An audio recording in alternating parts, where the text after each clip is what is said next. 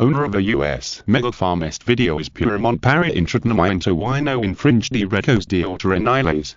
Los Recos de la Novela y la Imagen son del autor original, no reclama más propiedad. No te gusta esperar y quieres escuchar este fanfic completo ahora? Suscríbete a nuestro Patreon, donde encontrarás los mejores fanfics. Chapter 701 Yunjing's surprise. The rain is still falling. It is dripping, as if to wash away the old face and welcome the new sky at the end of the month and the beginning of the next year. The raindrops as big as soybeans are like naughty elves, jumping and laughing in the boundless sky. Facing this doomed ending, they are not afraid at all, bravely hitting the branches, splashing in the soil, making bursts of crackling sounds, proving to the world that they once existed. In the dark mountains, the snow that was originally hanging on the branches and gathered in the depressions was hit by these elves that seemed to never stop, and was powerless to resist. But the truth is so cruel. Facing the overwhelming impact, they can only choose to obey and helplessly blend into it, and collapse with them in the mountains. Sister Yun, the rain is getting heavier, what should we do? On a slightly higher slope, two tents were built crookedly. Yunjing and her companions, who had become soaked, were now huddled inside anxiously. The one who spoke was Cheyenne, who was completely soaked at the moment, with her camouflage uniform clinging to her body, revealing her graceful figure. Her delicate little face was now full of worry, and she no longer looked like the carefree female man she had been at the beginning. Yeah, those guys said the police would be here soon, but it's been almost 2 hours now, and we haven't seen a single person. Nan, who was also in the tent, snuggled up to Yunjing, her proud figure pressed tightly against her, and asked with a hint of tears in her voice. Sister Yun, we won't die here, will we? How could that happen? Yunjing embraced Nan's proud figure, gently stroked the little girl's back, forced a smile and comforted her. We're just trapped in the mountains, it's not like we can't get out. As long as the rain stops, can we get out without rescuing them? But, there are still wolves. Xiaoyan, who was standing by, was also infected by the emotion, and didn't care that he was still wet, and pressed tightly against her, sobbing a little. Hasn't it been announced on the internet that there are many wolves here, and the government has organized people to come and kill wolves? Yunjing smiled helplessly, she also knew these things. But what else could she say? What could she do? She could only say some light words to comfort them. She knew very well that she must not panic. Once she panicked, the two little girls would be even more scared. Thinking of this, Yunjing hugged the two little girls tightly and comforted them softly. Yanyan, Nanan, don't be afraid. Even if there are wolves, it has nothing to do with us.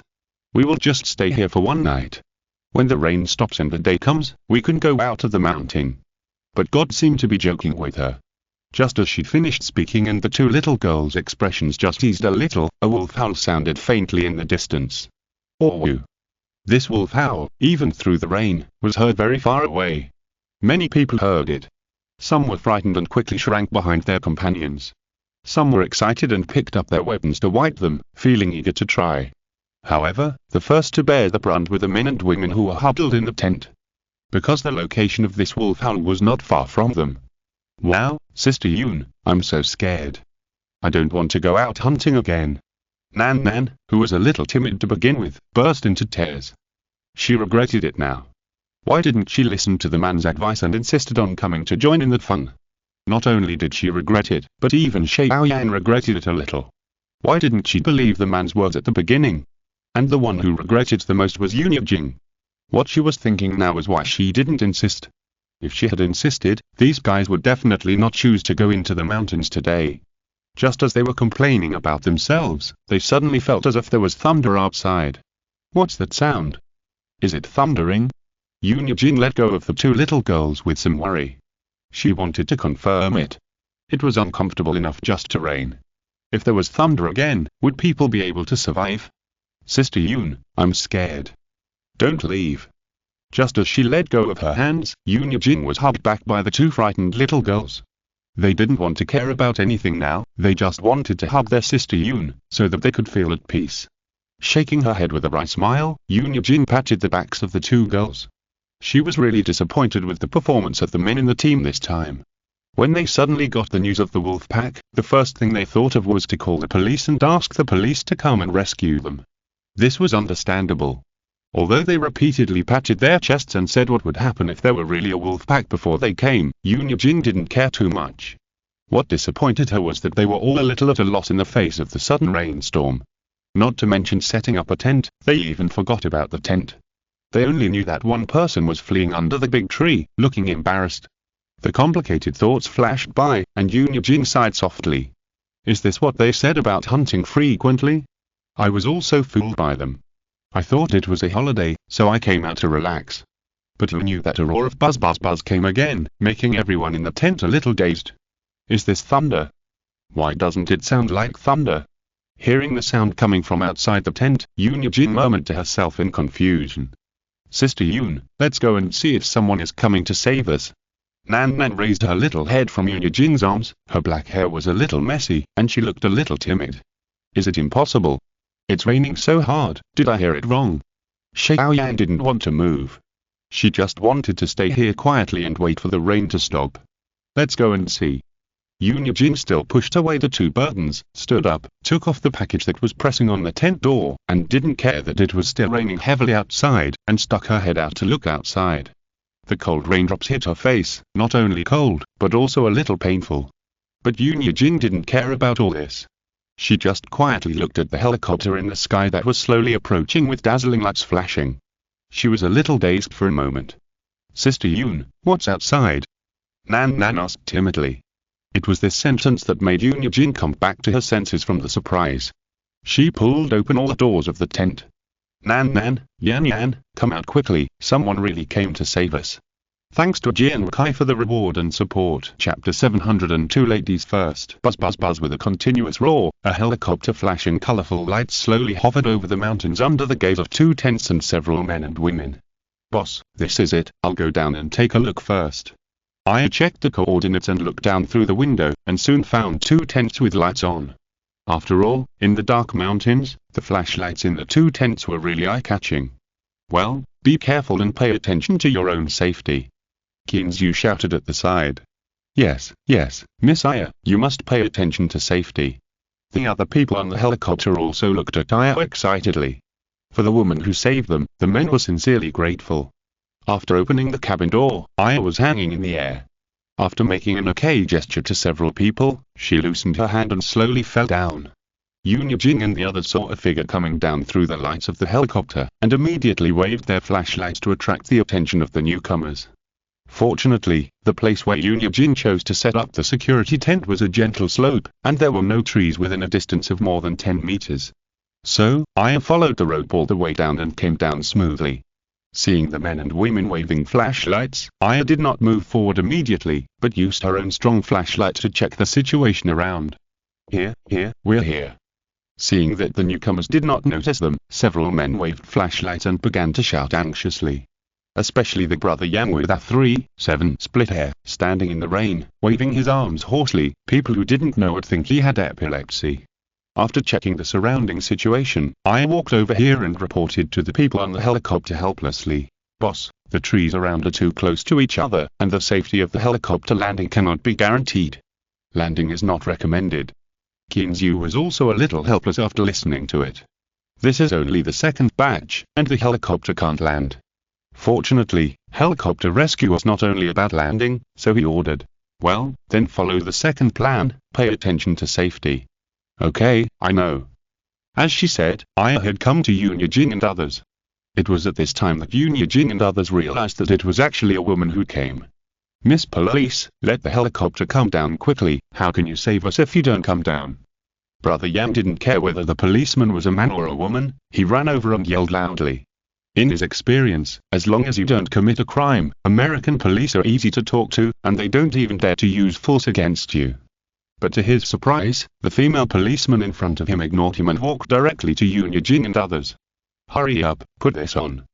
Holding a set of equipment that slid down the rope, Aya helped Xiaoyan, who looked the smallest, put it on. Xiaoyan was obviously a little overwhelmed, but she still subconsciously said to Aya's order. Miss Police, let Sister Yoon go first. Aya frowned and was about to get angry, but when she saw Xiaoyan looking pitiful under the flickering light, she had to explain. Don't worry, everything will be fine, one by one. Yes, Yanyan, you'll listen and must hold the rope tightly, understand? Yoon was moved by what she heard, but she still comforted Xiaoyan beside her. As long as someone came to rescue them, she would feel relieved. As for who was the first to be rescued, she didn't care. However, he didn't care, but some people did care. Brother Yang was watching from the side, a little anxious. If he continued to get wet in the rain, wouldn't he catch a cold when he went back?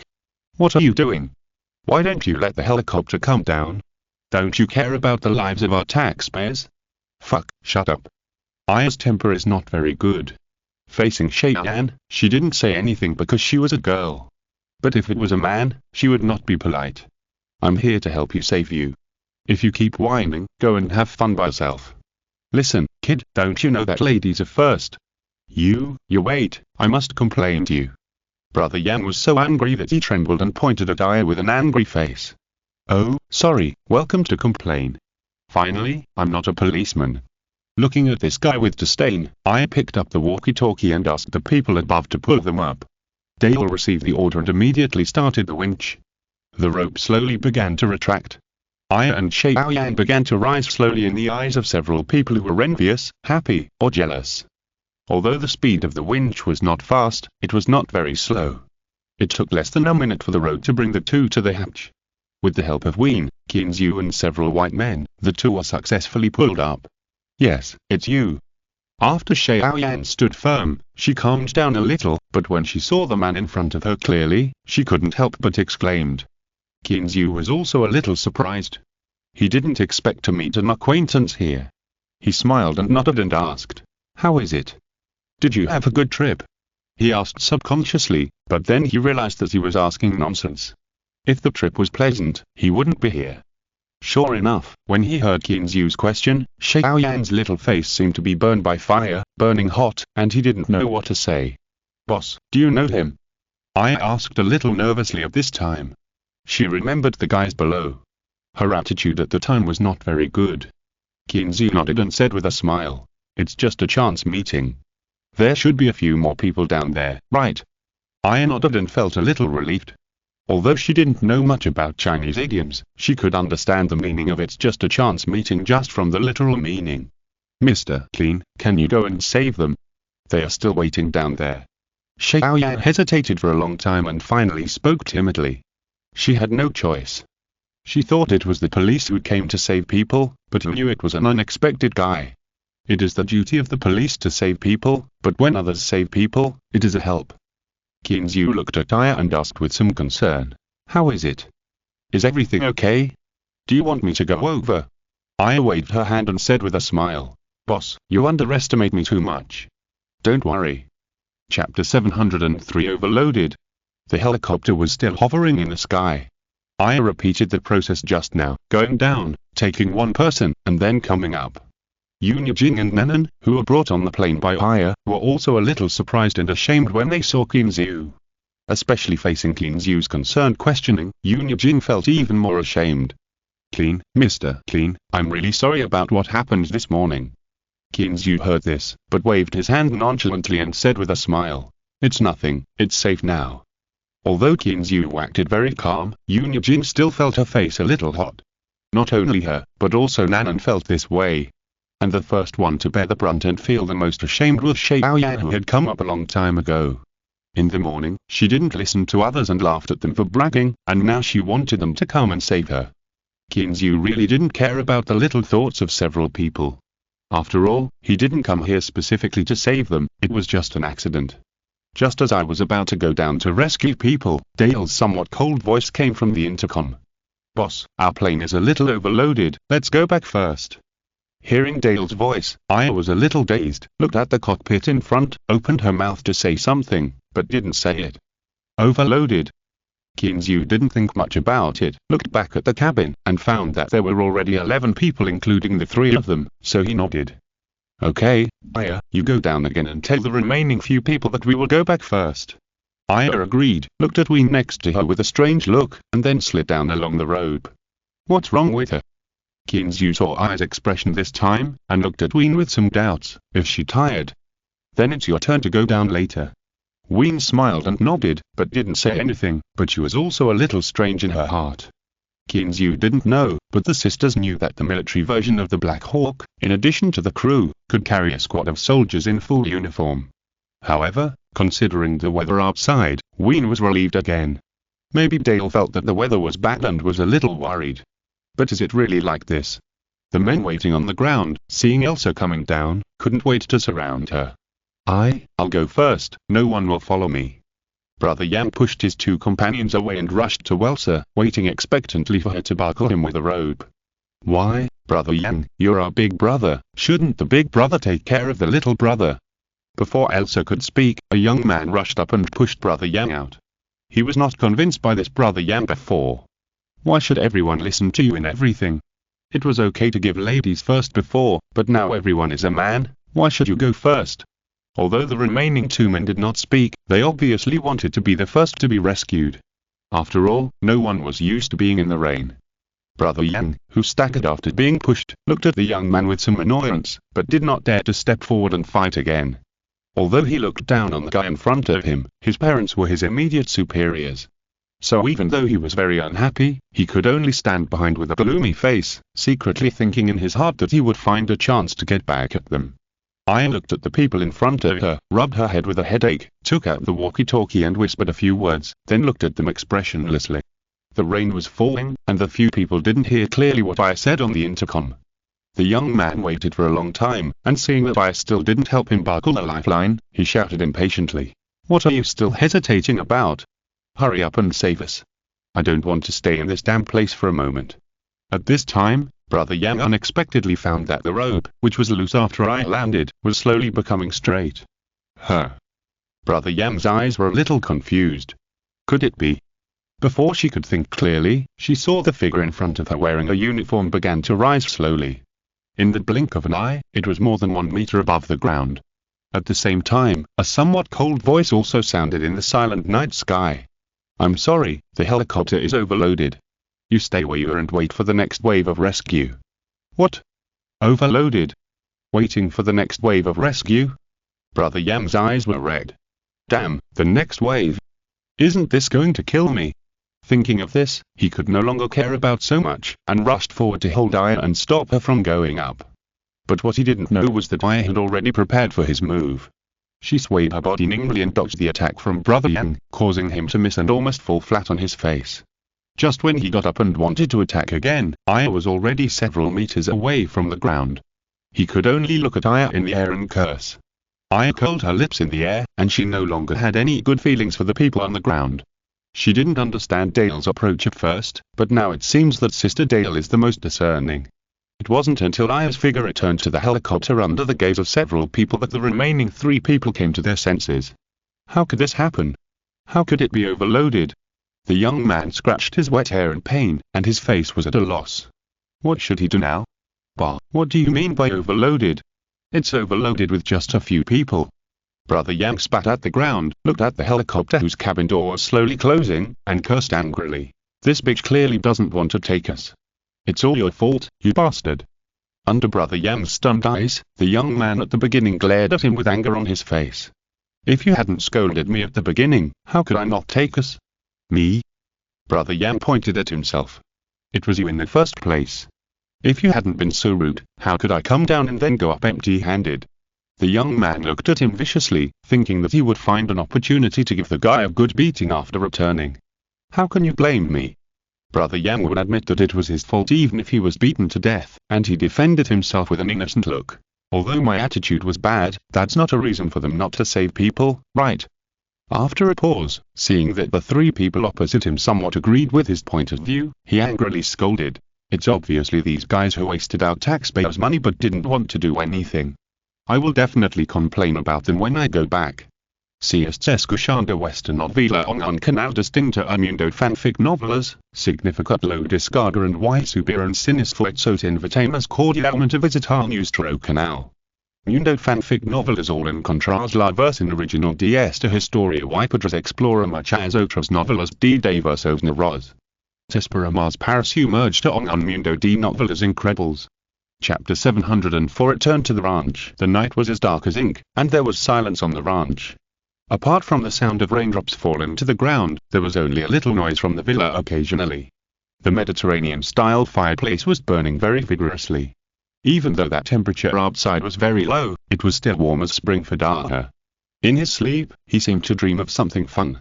There was a hint of smile on his handsome dog face. This unexpected discovery surprised Yumengyo, who had been watching him. Can dogs also smile? Holding a corner of her cotton nightgown, the beautiful Zhu came to him barefoot, stepping on the floor covered with high-end wool carpets. It seemed that she made a lot of noise. Xiaohe, who was sleeping beside his brother, opened his eyes dazedly. Being disturbed in his sweet dream, Xiaohe yawned a little in dissatisfaction, and then looked up at the instigator. It would have been fine if he hadn't looked. When he saw the person in front of him clearly, the sleepiness he had originally felt disappeared immediately. He turned over quickly and got up decisively. He came to the mistress and began to nuzzle her smooth calves with his little head. Who is the one that Xiaohe is most afraid of in this family? It must be the mistress in front of him. Before she came, his brothers had a very comfortable life. Not to mention drinking wine every day, but they also had milk and other things all the time. Not only could they eat a full meal every day, but they also had dessert after the meal. More importantly, they could sleep until they woke up naturally every day. But since the mistress came, the words of the master who used to be the one who had the final say were no longer effective. There was still milk, but it had to be limited. Not to mention being full at every meal, it was good enough to be able to eat something. Dessert after the meal. What is that? Sleeping until you wake up naturally? Which time was it not awakened? As for protests, they did hold them, but what about the consequences? Looking at his flat belly, Xiaohe couldn't help but sigh deeply. My swimming ring, how come you were gone? Zumengyo didn't know that the cute little guy in front of him was secretly criticizing her at the moment. The soft hair on the little guy's body rubbed on his smooth little feet, feeling a little itchy. Zumengyo couldn't help but covered her mouth and laughed softly. Picking up Xiaohe's and stroking it gently on the head, Zumengyo murmured to herself.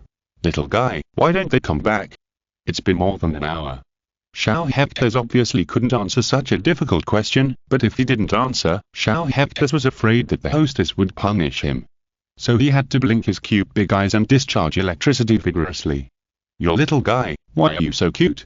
Being stared at by the little guy's big eyes, Zumengyo felt soft in her heart and couldn't help rubbing her face on its head.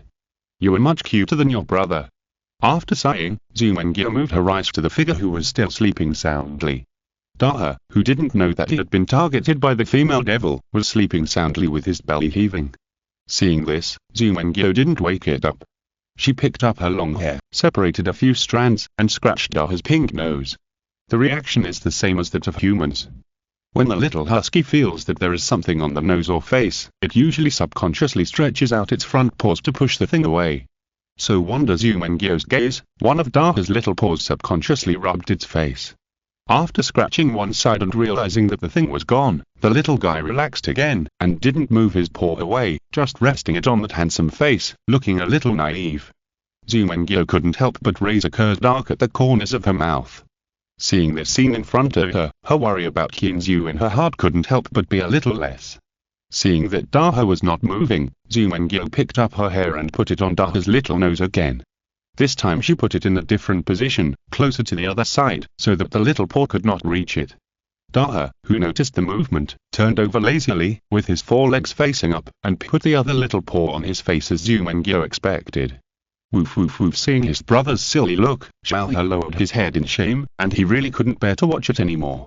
After being called by Xiaohe, Daha, who was sleeping, was awakened. He turned over and got up in a daze, looking around.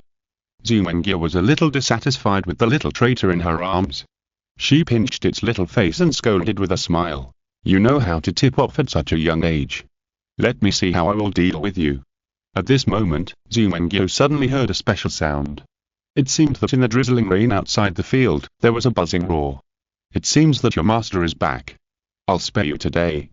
Laughing, Zumengyo put Xiaohe into the doghouse in front of the fireplace, put on her slippers, and ran out. Sure enough, Zumengyo, standing under the porch, saw a helicopter with colorful lights flashing in front of the villa, slowly descending. The hatch opened, and Qinzu, wearing a full set of equipment and a raincoat, came to the porch with a group of dozens of people. Sister Yun, what should we do now? Do you go in and wash first, or do you go back directly? After nodding to Zumengyo at the door, Qinzu turned his head and looked at the women behind him, wanting to ask for their opinions. Yun Yijing also saw Zumengyo at this time, and she immediately felt amazed. Especially the delicate melon-seed face, it feels like an oriental classical beauty.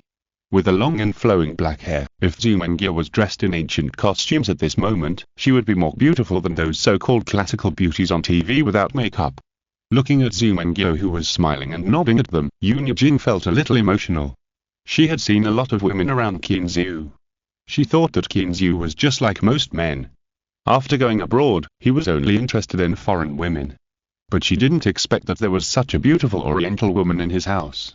After hearing Qin Zhu's question, Yun Jing was stunned for a moment, and then asked, "Mr. Qin, is it far from Revere?" Qin Zhu didn't care about the way she looked at Zhu Mengye, and smiled and shook his head. "It's only a 10-minute drive from here to Revere. If you go back, I'll have someone take you back." Yun Jing nodded, looked at Qin Zhu a little embarrassed, and said, "I'm really sorry to bother you, Mr. Qin." Chapter 705. Aya is injured. Since Yun Jing said she wanted to go back, Qin Zhu did not stop her. Or rather, he had no way to stop her. In fact, he supported letting these guys go home. After all, these guys were all wet, and he didn't have that many clothes to change. So, Qin Zhu called over 1 or 2 female bodyguards and asked them to drive them back. "Qin, do you still want to go?" After the few people got in the car with many thanks, Zhu Mengye looked at Qin Zhu, her thin lips tightly pursed. Qin Zhu took off his raincoat, put his arm around her soft waist and walked into the villa, smiling and saying, "Why are you worrying about me? I'm fine. Besides, I'm going to save people, not to do anything bad. But it's very dangerous." The beautiful Zhu frowned her cute little eyebrows and said dissatisfiedly, "It's very dangerous to fly a helicopter in such heavy rain, okay?" She made up her mind this time that she must not let Qin Zhu go again. Whoever wants to go can go for such a dangerous thing. Seeing Zhu Mengye's resolute opposition, Qin Zhu had to raise his hands and surrender. He didn't want to make the beauty angry because of this. What's more, she was still thinking about his safety. Okay, I won't go this time, let's go to bed." Rubbing his hands, Qin Zhu walked upstairs with Zhu Mengye in his arms with a smirk on his face. To be honest, if he wasn't very curious about how the helicopter rescued people, he wouldn't want to go out in the cold on such a cold day. So, when he turned his head to look at Dale and Aya's sisters, the smile on his face was particularly sincere. "Well, ask Stella how many people are still not rescued. If you can help, help. If it's really dangerous, go back to sleep." Hearing this, Dale nodded calmly. "Boss, go and have a rest first. I will talk to Director Stella." After Qin Zhu ended up to the 2nd floor, Dale greeted Eva and told her to rest early. Then, she took Erica and Elsa's sisters and boarded the helicopter again. "Dale, are we going to rescue those guys?" As the helicopter rose into the air, Elsa's somewhat puzzled voice came from the intercom. "No, absolutely not." Dale's answer was very decisive. She curled her lips and said, "These guys were very disrespectful to the boss today. Let them stay there." "But, what if they really get into trouble?" Erica next to her hesitated. "This." Dale pondered for a moment, turned on the intercom, and called, "Command Center, this is Dekin Manor. We are now under capacity and need to return. We're at 29 degrees north latitude. There are still a few tourists. I hope someone nearby can rush over." There was silence in the intercom for a moment, and then a voice sounded. Command Center received it. After putting down the intercom, Dale winked at several people and showed a faint smile, which gave people a feeling of spring breeze. After a night's rest, when Qin Zhu got up the next day, the rain outside had already subsided. Turning over and getting out of bed, Qin Zhu came to the window and looked at the drizzle outside, but he was in a very happy mood. "Is it still raining outside?" Behind him, the beautiful Zhu sat up lazily. Her delicate oval face still hid some confusion from just waking up, and she looked particularly innocent. Qin Zhu turned around and stared at this woman who was like a flower, not to mention the pride in his heart. When she was in school, she was also that focus of everyone's attention. After entering the company, even her immediate boss, the fat pig manager, was drooling over her. But in the end, he still got the beauty back, and now he can see her delicate face every day when he wakes up. "It's still raining. Why don't you sleep a little longer?" Sitting back on the bed, Qin Zhu held the beauty in his arms and gently touched her smooth forehead with his forehead. "I can't sleep if you get up." Zhu Mengye was held by Qin Zhu, nestled in his arms, muttering in her mouth, and her heart was full of happiness. Hearing the beauty say this, Qin Zhu couldn't help but reveal a proud smile on his face, and whispered, Sleep a little longer, anyway, you don't have to take the little ones running today. Speaking of the little ones, Zumengyo became a little more energetic. She pushed Kinzu with her delicate hand and said in a tender voice, "No, we can't fall behind an exercise, let's get up." "But it's still raining outside," Kinzu said with a bitter face and some reluctance. He really didn't want to leave now, this dreamlike world. Because in this world, there are only him and Zumengyo, and the two of them can do whatever they want. "No, you have to set a good example for the little ones." Zumengyo struggled to get out of Kinzu's arms, jumped off the bed, and ran into the bathroom to wash up. Shaking his head helplessly, Kinzu had to change his clothes and followed the little girl into the bathroom. "Ah, what are you doing?" "Let me wash first." "No, don't." After a period of meaningless struggle and resistance, the beautiful Zyu was carried out by Kinzu with a flushed face. "You bad guy, if you do this again next time, I will kick you out." Kinzu smiled and started to find clothes for her without saying a word. After the two of them cleaned up, they walked down the stairs hand in hand and sat down on the sofa in the living room. "Dale, what time did you come back yesterday?" "Why so early?" Looking at Dale drinking coffee calmly on the sofa opposite, Kinzu asked in surprise. "We didn't come back until 2 in the morning yesterday. All the more than 100 guys who entered the mountains have been rescued."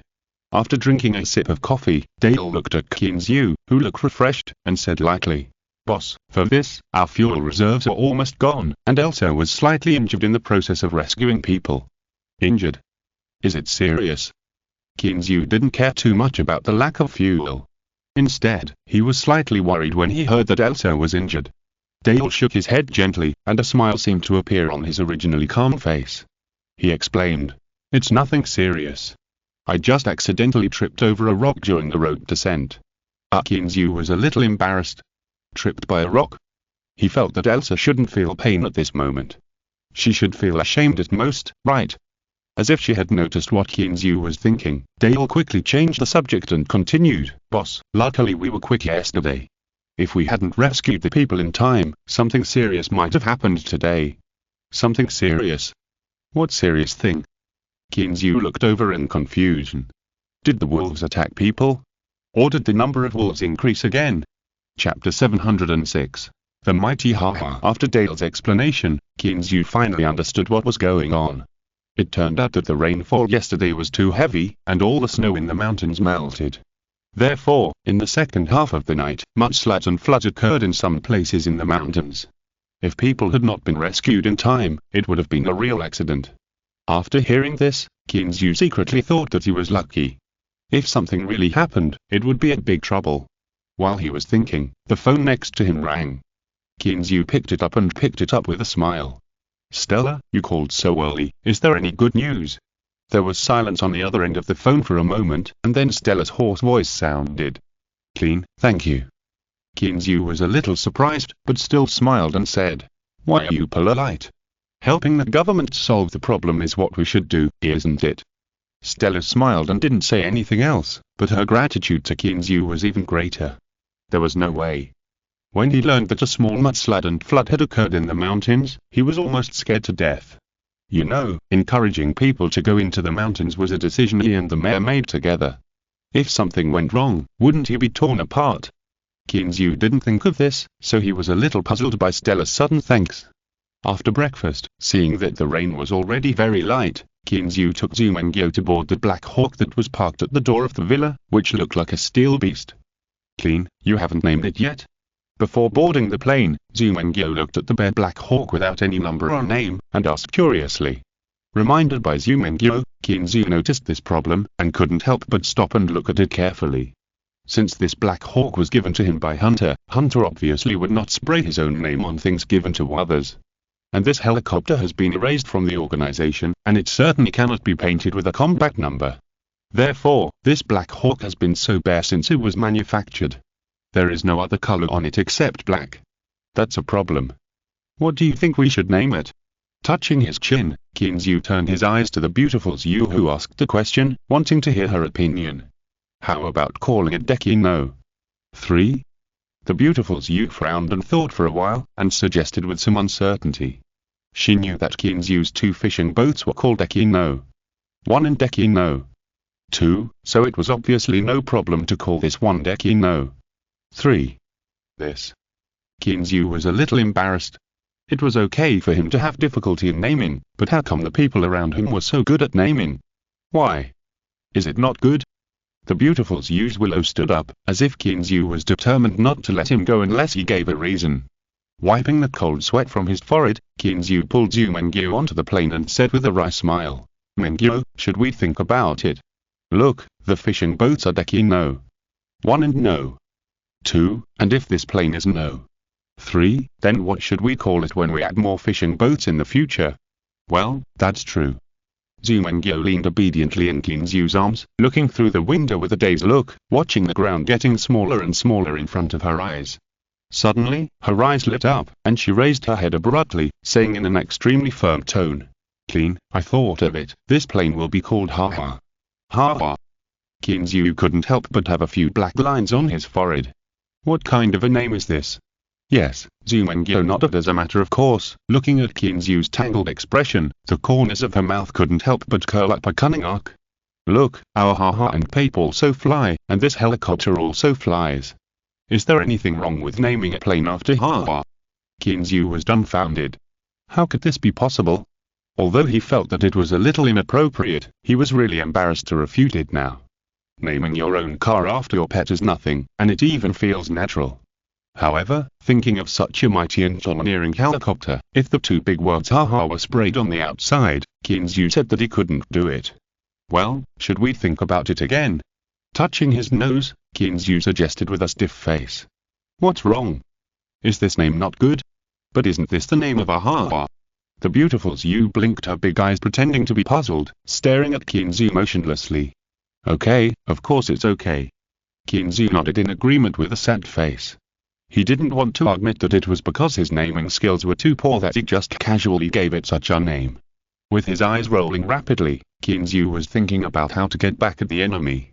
"Since you have no objection, let's just make this decision happily, right?" Mengyo raised her eyebrows proudly. In her mind, she was already imagining the scene of the 2 big words Ha-Ha spray painted on this mighty helicopter. Kinzu rolled his eyes when he heard this. "What do you mean you have no objection? If this is sprayed on, won't people laugh at you?" Imagining the image of Ha-Ha, Kinzu's eyes suddenly lit up. "Mengyo, I have a better idea." "What idea?" Mengyo looked at him warily. She had decided on the name Ha-Ha and couldn't give this guy a chance to turn the tables. Kinzu ignored the vigilant look of the beautiful Zhu, took out his phone, pulled up a few photos of Ha-Ha, and explained with a smile. "Mengyo, you see, just using the name is a bit too old-fashioned. Why don't we just spray paint the image of Hap on this helicopter? What do you think?" After listening to Kinzu's explanation, Mengyo's beautiful eyes narrowed slightly. She also thought that this method was good, but looking at the smug look of her lover beside her, she couldn't help but want to hit him. "Well, this method is not bad. Let's put Ha-Ha's photo on it, and then write it next to it, 'This is the Ha-Ha.'" Kinzu's smile on his face was getting brighter and brighter when he heard the first half of the sentence, but after hearing the second half of the sentence, the bright smile on his face was completely frozen. No way. This didn't escape this guy Ha-Ha. Only now did he deeply regret why he didn't think carefully when he named it. This is just a Ha-Ha. Will there be Pape in the future? Daha. Dio. Even a white account. A gold account. Kinzu felt chill just thinking about it. Thanks to Shuishan Lianren for the 1000 starting coins reward. Thank you, this week is not so shabby after all. Chapter 707 Snowman. The drizzle continued to fall, and the rain curtain spread over the pasture and extended to the sky. The Angus cows in the cattle pen were lying in the cattle pen weakly.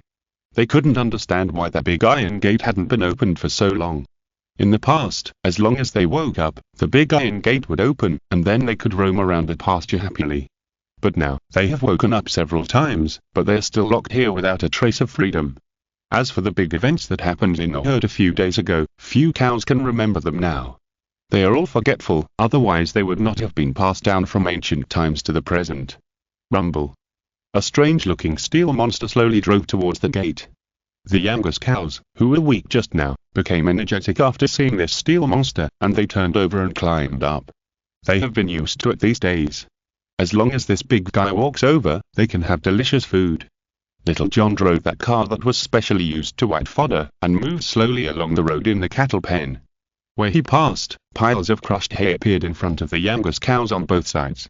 After walking back and forth along the huge cattle pen for nearly an hour, Little John wiped his hands and walked home. He hadn't eaten yet this early in the morning. Walking in the rain, looking at the endless Appalachian mountains in the distance, which seemed like a sleeping monster, Little John had no distracting thoughts in his heart. Yes, the mountains are very beautiful, especially the mountains in the rain, which are even more dreamy. But no matter how beautiful something is, if you see it too much, you will feel numb. Moreover, what he hopes most now is that this damn vacation will end early, so that he can rest for a few days. Although he has the help of the female bodyguards these days, there are too many things on the ranch, and accidents have happened one after another, which puts him under a lot of pressure. Buzz buzz buzz. A special roar sounded, and Little John knew what it was without looking up. Strange, it was ringing all night yesterday. Why did it go out again so early in the morning?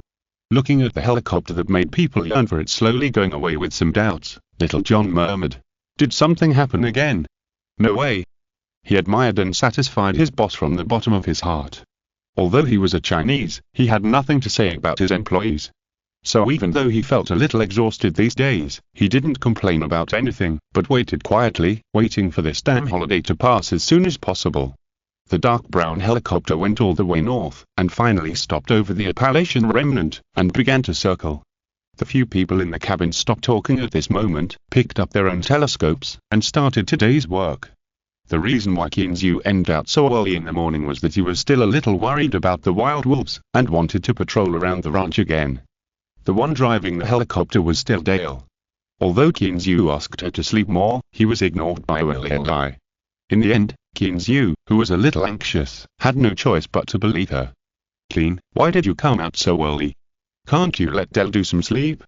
The beautiful Zhu, who successfully obtained the naming rights for the Black Hawk, was very proud and started a new round of attack on Kinzu. Rolling his eyes, Kinzu grabbed the beautiful Zhu's waist and started to play tricks on her waist. She was sitting in the living room early in the morning.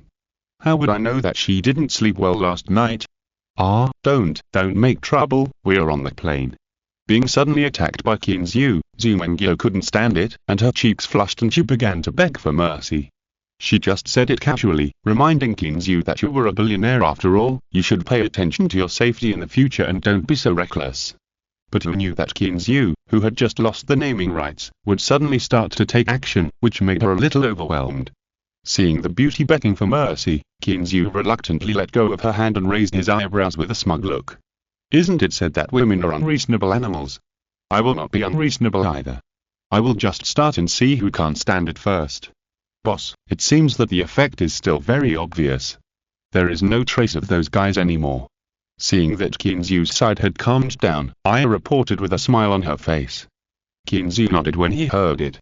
He just looked with a telescope for a while, and it was indeed as I said. I don't know whether it was because they were killed or scared away by so many people going into the mountains together. Anyway, Kinzu and his friends didn't find a large-scale wolf pack within dozens of miles around the ranch. Occasionally, there are one or two, and they are all wandering alone in the mountains. They are obviously losers in the wolf pack. They are usually in the wolf pack. After failing to compete for the leader, they are expelled from the wolf pack. No wild wolf will listen to them. Therefore, although these guys are relatively strong individually, they are really no threat to the ranch. After watching for a while, he still found nothing. Just as he was about to put away the telescope and let Dale return, Kinzu suddenly saw a different scene in front of him. He pulled the telescope closer with some doubts, but the scene in front of him made Kinzu a little stunned. What Kinzu saw was a stream extending from the mountains, bypassing a small plain, and then directly leading to the lake in the ranch. Maybe because of the heavy rain yesterday, this stream, which was not wide and had a somewhat winding shape, is now flooded. Of course, this is not the point. The point is that next to the stream, on a plain between the mountains, a lone wolf that Kinzu had just accidentally discovered was confronting a snowman with a fierce look. No, it's not a snowman. Kinzu was a little embarrassed, because under his gaze, the creature he thought was a snowman just now suddenly raised its head and roared. "What is this?" Kinzu was a little unsure, and ordered excitedly, "Dale, go over there, it would be best if you can land on that plane." Following the direction of Kinzu's finger, Erica picked up the intercom and began to point Dale in the right direction. A moment later, as the roar of the helicopter gradually subsided, the Fujiha Black Hawk slowly landed on the small plane. The roar of the helicopter obviously attracted the attention of both parties in the confrontation. When they saw a behemoth stopping not far from them, the two guys became a little timid. More updates for the leader riding a pig to the grassland, 11/20, Chapter 708 Bear. Panda? Or In Kinzu's stunned eyes, the white and fat snowman stood up and let out a childish roar. But why does it look so much like a wolf? Kinzu looked at it with some doubt. Did he recognize it wrong? Clean, what is this? A bear? Zumengyo followed Kinzu down the plane and pointed at the little guy in front of him, who was less than 1 meter tall when he stood up. I don't know. Looking at the shape, it should be a bear, right? Kinzu was also a little uncertain. The guy in front of him was Snow White, and his big black eyes were still rolling around. Elsa, do you know what this guy is? Hearing this, Elsa also jumped off the plane, and the Remington in her hand was still aiming at the front without letting go. After taking a closer look, Elsa shook her head with some doubt. It's probably a variant of a brown bear. I haven't seen it either. Is it a polar bear? The beautiful Zhu touched her chin and guessed with some doubt. How is it possible? Kinzu couldn't help laughing, pinched the little hand of the beautiful woman, and exclaimed, Polar bears, as the name suggests, are only found in the Arctic. How could there be one here? Zumengyo wrinkled her nose in dissatisfaction, and asked back, what about the harpy eagle? This is not their habitat, okay? This. Kinzu was speechless immediately. It seemed that what this girl said made some sense. Boss, these are not important. What should we do now? Aya, holding a Remington, urged impatiently beside her. It was so cold outside, she wanted to solve the problem as soon as possible and go back. What? Kinzu was also a little confused for a moment. What did he come down for? Or Kinzu hadn't thought about what he was going to do yet, but the wild wolf over there was a little impatient. It's not easy for me to find a bear cub, you guys, why don't you hurry up and get out of here? The sudden wolf howl scared Zumengyo and she hid behind Kinzu. After all, the wolf was not too far away, and the howl of the wolf seemed to ring in her ears. Kinzu gently comforted the frightened beauty Zhu, and waved his hand. He didn't know what else to do, but he didn't need to consider getting rid of this guy first. Bang! Elsa, who was very obedient and impatient, pulled the trigger the moment Kinzu gave the order. With a loud bang, the little bear, whose species could not be identified, was only 1 or 2 meters away from the wolf, and a lot of blood was splashed on its body. The frightened little guy immediately became weak in the legs. Orwu. Listening to the sobbing sound that seemed like crying, Kinzu and Zumengyo looked at each other, and they were a little surprised. Is it scared? Women are too soft-hearted after all. Seeing the pitiful look of the little guy, Zumengyo's heart softened immediately. It should be, but is this really a brown bear? Why is it so timid? Kinzu curled his lips in confusion. The initial sense of novelty and anticipation of seeing a bear almost dissipated. Isn't it said that bears will pat trees when they are intimidating other animals? Did they really pat trees?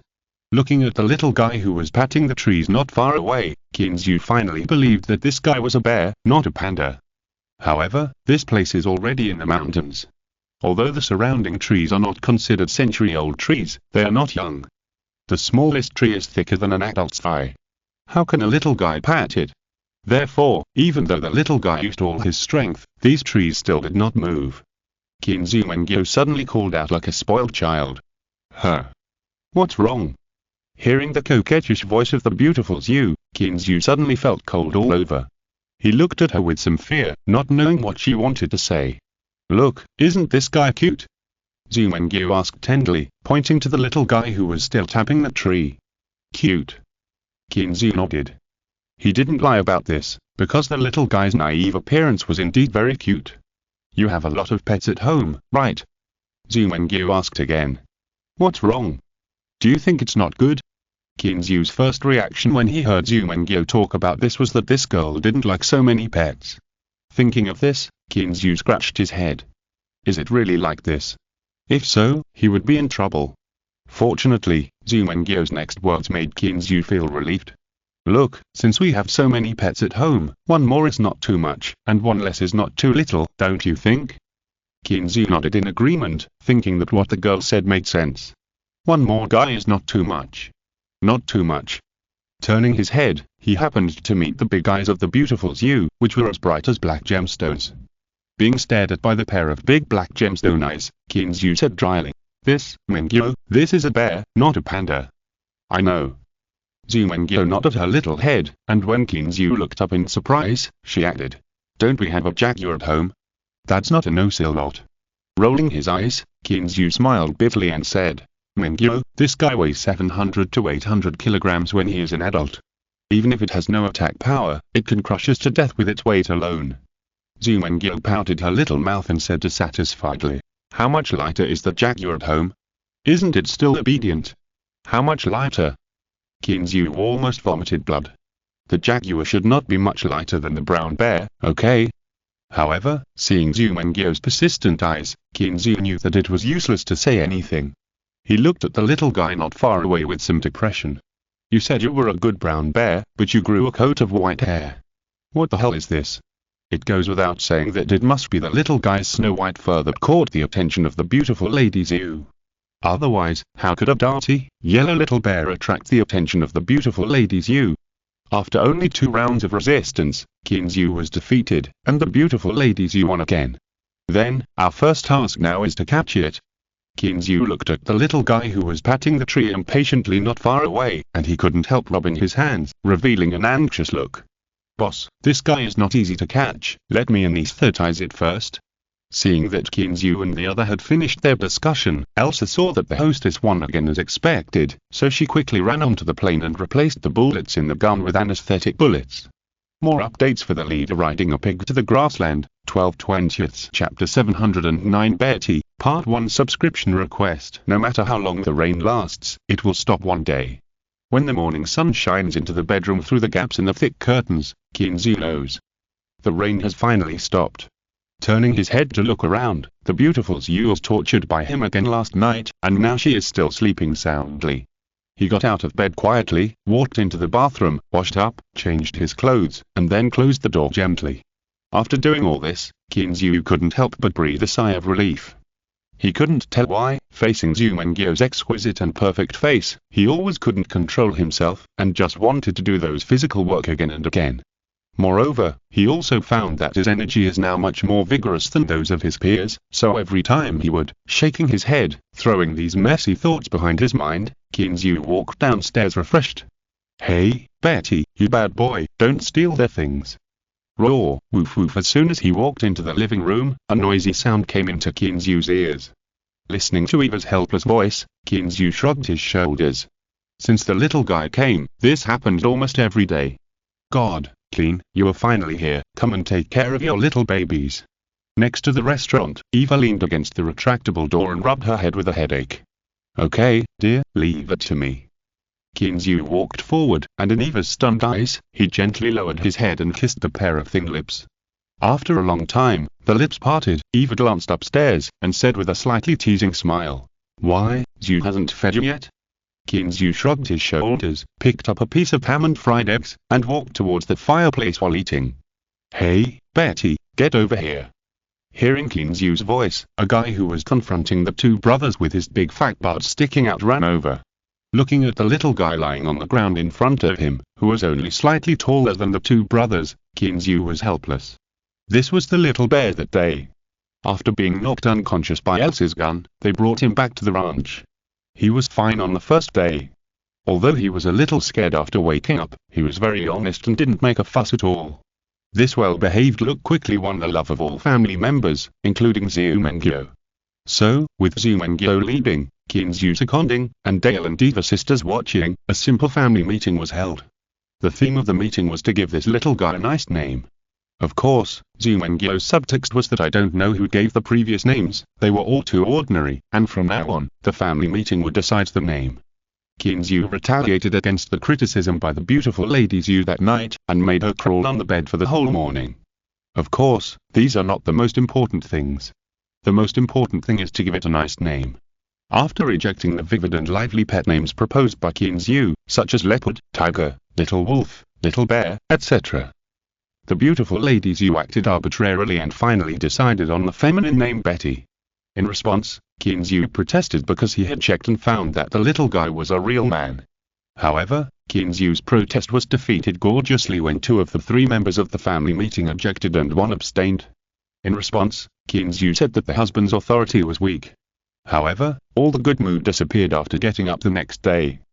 Because its performance was perfect that day, Qin Zhu saw that he was very honest, so he rewarded him with a pet contract. Originally, this was nothing. Qin Zhu made a pet contract just to make this guy understand some rules of the family. But who would have thought that after becoming one of their own, although under the guidance of Zhu Mengyo, they had understood some of the rules of the house. For example, to solve the hygiene problem, either go outside or go to the bathroom by yourself. For example, where to eat, where to sleep, there are several masters in the house. Who can't bite, who can do that, this is skipped. Anyway, after becoming one of their own, the little guy's cute and well-behaved appearance at the beginning was immediately put away. The lively and active character in nature was immediately expressed vividly. How to say it, for example, early the next morning, it fought with the big tiger brother. The reason was that he had finished a large steak in his own rice bowl, but the big tiger brother next to him still had a lot.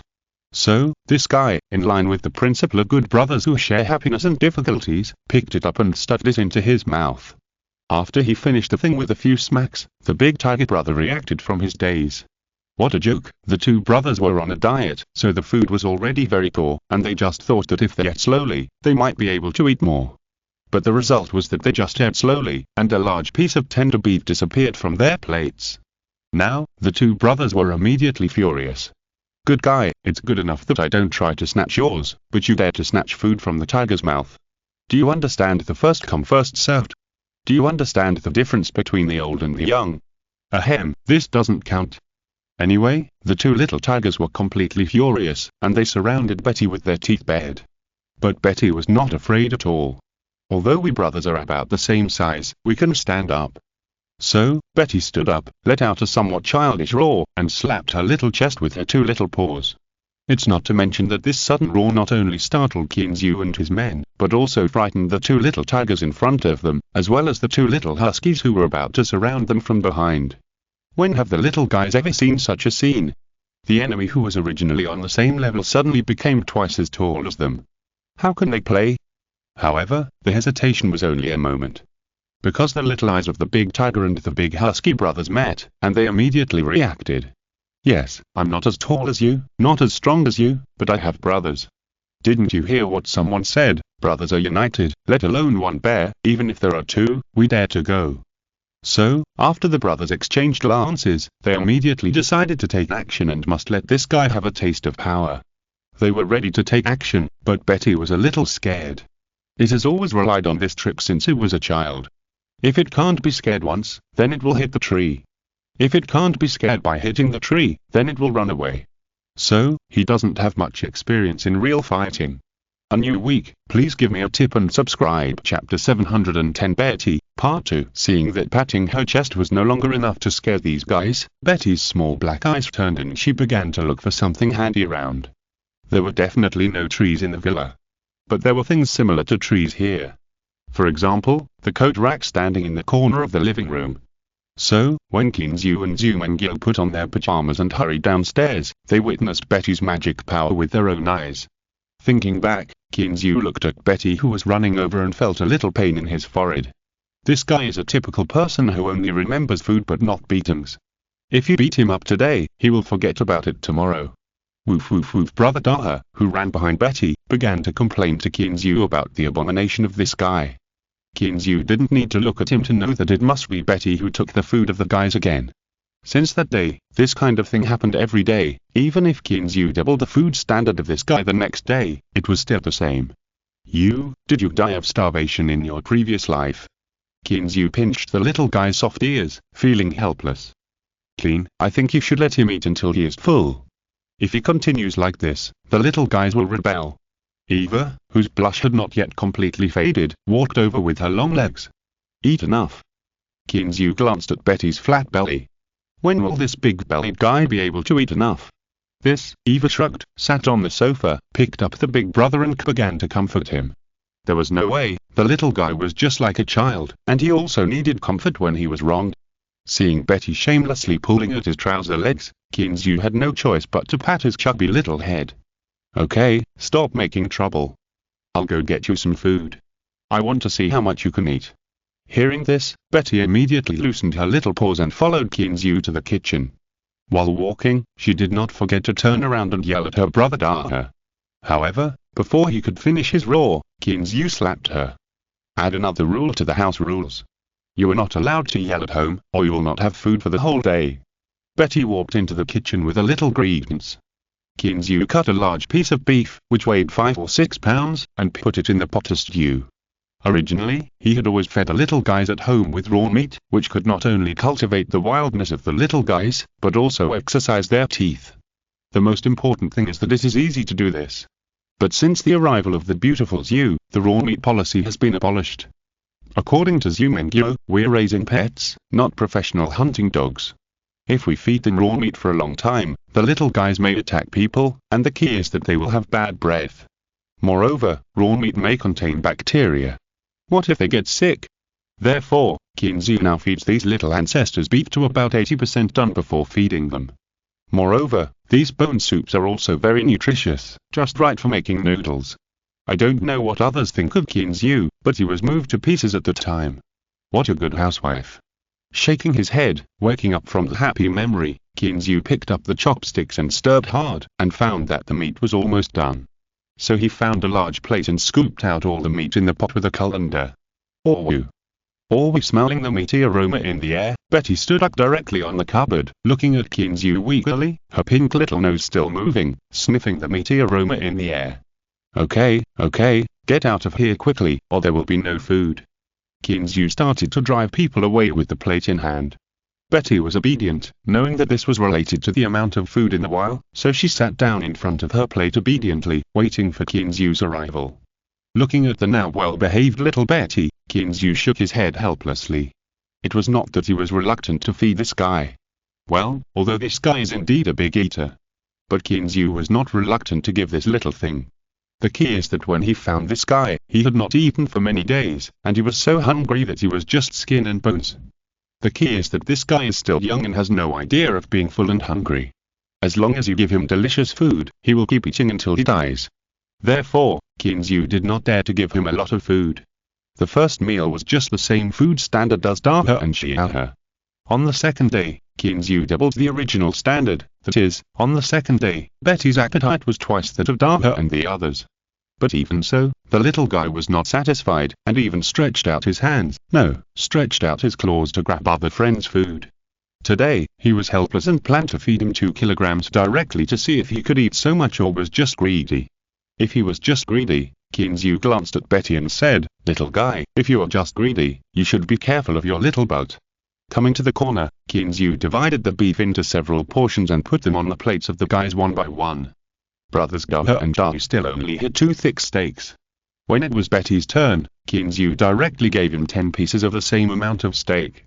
Now, the eyes of the little guys became straight, and they stared at Betty's food bowl with incredible faces, as if they had seen an alien bear.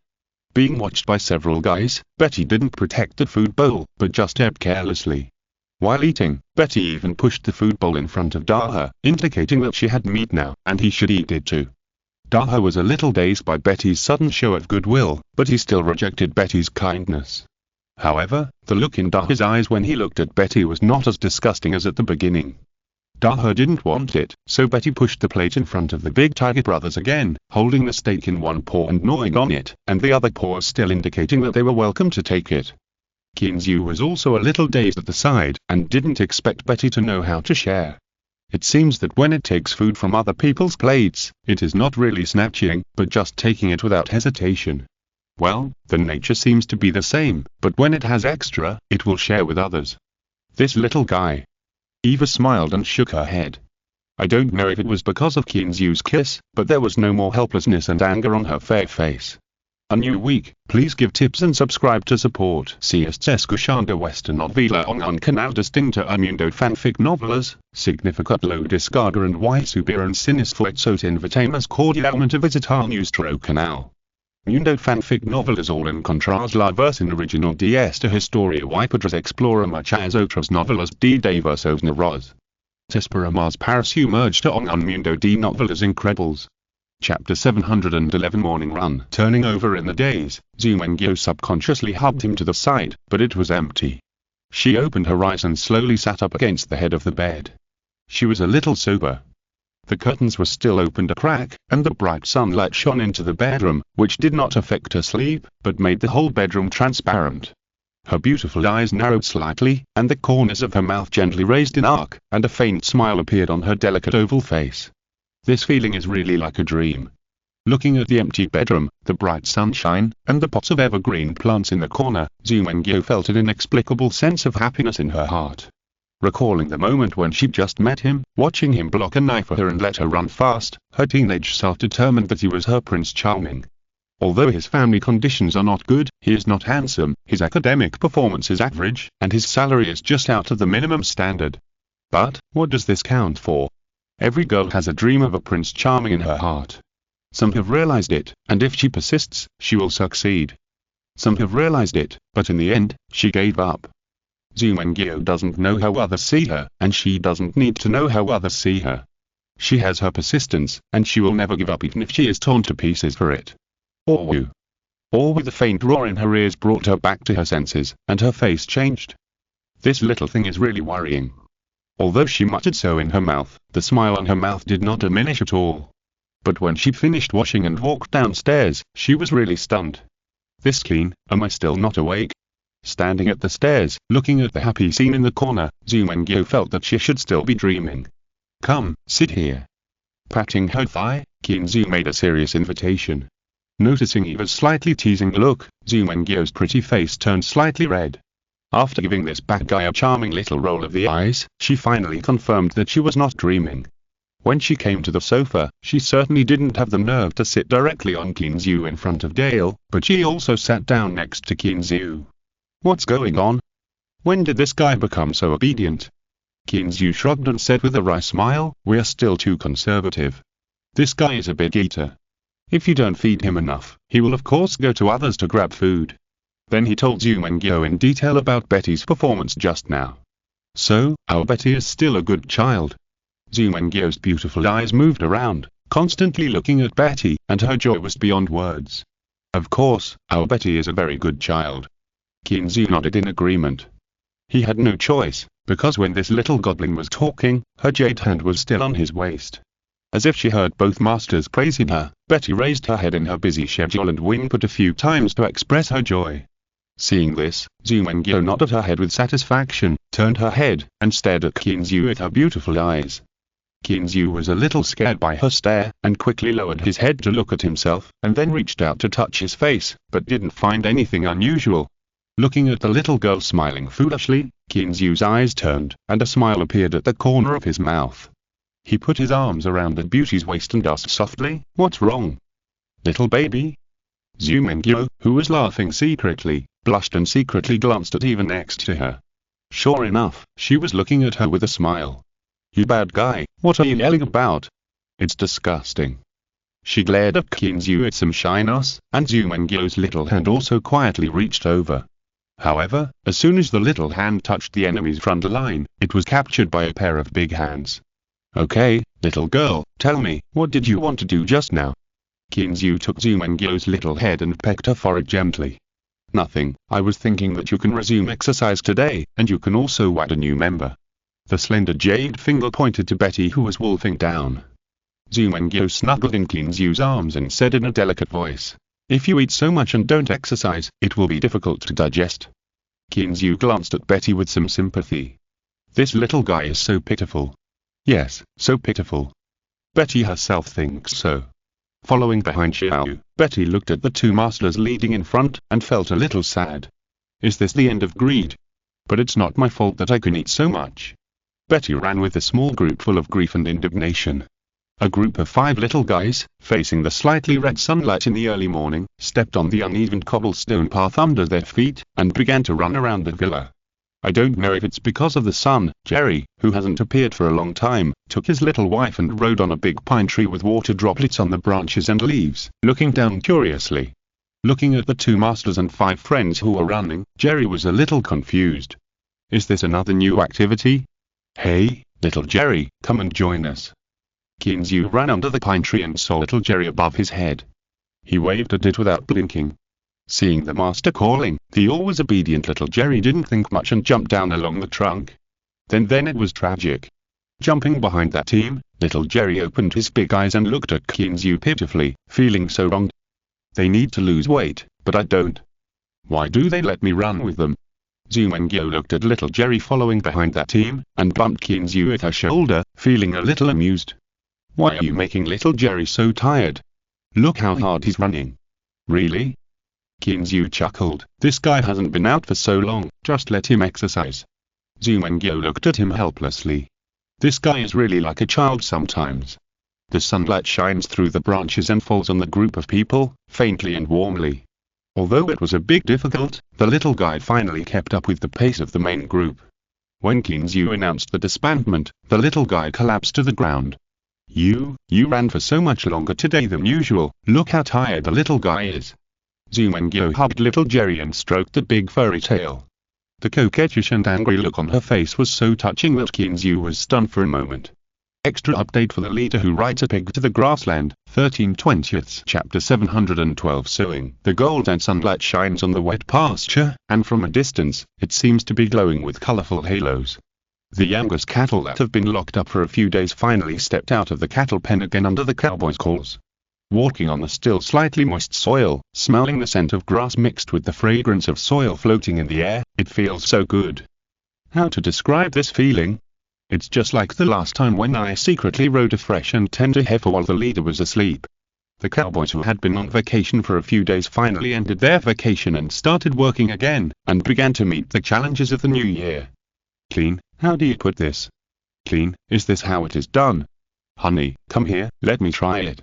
In a vegetable greenhouse made of fiberglass, Zumengyo was watching Kinzu busy with curiosity. A small seed drill, under the control of Kinzu, moved slowly and firmly in the greenhouse. Well, it was with the cooperation of Zumengyo.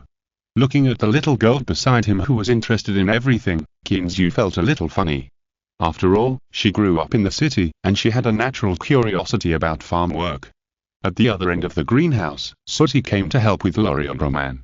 The greenhouse had been completed for several days, and Kinzu decided to sow the seeds today while he was free. Hey, Clean, you got so many greenhouse vegetables, are you going to sell them? Sooty, who was pushing another seed drill, looked at the magnificent greenhouse and asked curiously. Kinzu smiled and dodged Zumengyo's little fist, turned his head and looked at Sooty, without hiding anything. Of course, otherwise we wouldn't be able to finish eating so many vegetables. That's true, but if that's the case, can you handle it? Sooty looked at Lori and Roman not far away, and asked with a smile. How about asking Roman to come and help you take care of it when he is free? This? Kinzu was a little tempted. With so many greenhouses, he definitely couldn't handle it all by himself, so he had to find someone to help. In that case, can your cafeteria still handle it? Sooty nodded, manipulated the seeder to turn a corner, and said with a smile. Of course I can handle it, otherwise I wouldn't let you have the staff. But, is one person enough? Kinzu reacted at this time. He looked at Sooty curiously and said with a smile. Why? Sooty, do you have any suitable staff? Sooty stopped what she was doing, sighed, and said. It's Simon's ex-wife. She used to think that Simon was useless and couldn't make money, so she divorced him and lived with her child. Kinzu frowned slightly, looked at Sooty with some confusion, and asked. Divorced? Sooty waved her hands quickly and explained. Although divorced, Julia has never dated any man again, but raised the child alone. Kinzu was relieved. Looking at the situation, did Simon want to get back together? Sure enough, Sooty paused and continued. This Christmas, Simon went back to Julia, wanting to get back together with her and raise the child together. At this point, Sooty smiled and looked at Kinzu, saying, because of your generosity, Simon finally has a stable income, so Julia didn't refuse. So, Simon should be grateful to me. Kinzu glanced at the beautiful Zhu next to him and touched his chin complacently. It was a pity that he had no beard, otherwise this action would be perfect. Zumengyo gave this guy a charming look, but she didn't mean to get involved in this matter. She always remembered what her mother taught her, that if it was a private matter, she could make the decision for the man, and she could act coquettishly and play tricks on the man. But if it involved the man's business, it would be left to the man to deal with it himself, and we women would not interfere or ask. So Susie and Kinzu's conversation, she just listened quietly, busy with her own things on the side, and didn't interrupt. Susie smiled at Zumengyo, then looked at Kinzu and said with a smile, "Of course, Simon is very grateful to you, so he is embarrassed to bother you again. As soon as he came back yesterday, he asked me to help Julia find a job near Revere. Julia is coming back. Isn't his child still in school?" Kinzu was a little surprised. Since he was able to leave Revere for his child's schooling, why is he back now? Their child just went to college this year and has been boarding. Kinzu nodded suddenly. It was no wonder. "Okay, that's no problem. Just ask Julia to come directly." "Great, Simon and the others can be together now." Susie looked at Kinzu with some joy and said with emotion, "Boss, you are such a good person." Kinzu's face froze. I don't know why, when he heard others say that he was a good person, he inexplicably thought of the good person card. He turned his head to look at the beautiful Zhu beside him. It happened that she also turned her head to look at him, and the two looked at each other and laughed. Susie looked at them strangely, but didn't care. She pushed the seed drill and continued to move forward. "Let's go, let's get started." Kinzu stretched his body vigorously and said with a determined face, "We must finish this greenhouse today." He said it very seriously and did it very seriously. Then, a greenhouse was finished in one morning. This doesn't seem to be difficult. Touching his head, Kinzu sighed a little proudly. "Please, everything here is mechanized." Zumengyo curled her lips beside her, looking at a fool. "Do you think it's still like in the countryside, where you have to plant vegetables bit by hand?" Kinzu looked at this girl a little depressed. He was obviously from the countryside, but now in her mouth, he has become a city kid who doesn't know the difference between grains. "Don't look at me. Although I haven't done farm work, I have seen it." Zumengyo giggled, picked up the things on the ground, and asked, "Should we go back to eat first, or continue to the next one?" "Let's go back to eat first." Kinzu looked up. He nodded with satisfaction of the well-organized greenhouse. "At this rate, we can solve all 20 greenhouses in a few days." Zumengyo handed the things in her hand to Kinzu, clapped her hands, and said with a smile, "Yes, it's still very simple." Kinzu followed her and walked out of the greenhouse with deep sympathy. As for Susie and the others, when it was almost time for lunch, they had already gone back. There was no way. Who told the cowboys to eat lunch? Chapter 713 Dinner. Back at the villa, Eva had already prepared lunch. Kinzu and the other man washed their hands and sat down at the dining table. At the table, Eva asked the same question as Susie. "Boss, if we build so many vegetable greenhouses at once, we need someone to take care of them, right?" Kinzu smiled and nodded. "Yes, I was worried about it, but fortunately Aunt Susie helped me solve this problem this morning." "Aunt Susie?" Eva put down her chopsticks with some curiosity. "Isn't she in charge of the canteen? Does she have time to take care of the vegetable greenhouse? This is not the small vegetable field at the beginning." At this time, Zumengyo on the side was no longer silent, and explained with a smile. "Aunt Susie means to let Roman come to help, and Simon's wife will also come." "Julia!" Eva exclaimed in surprise. Even Dale next to her looked up with some curiosity. The ranch is so small, and they are all from the same hometown, so they all know that Simon has divorced. Kinzu picked up a piece of fried golden cod fillet, ate it, and explained the whole story with a smile. After listening to Kinzu's explanation, Eva was a little surprised and said, "This is really a good thing, boss, you are such a good person." Hearing Eva's praise, Kinzu and Zumengyo looked at each other and smiled knowingly. "By the way, boss." Eva, who was eating, suddenly seemed to think of something, raised her head and suggested, "For this kind of thing, I think it's better for you to talk to Simon in person." "I will talk to him in person." Kinzu was stunned for a moment, but then he reacted and nodded thoughtfully.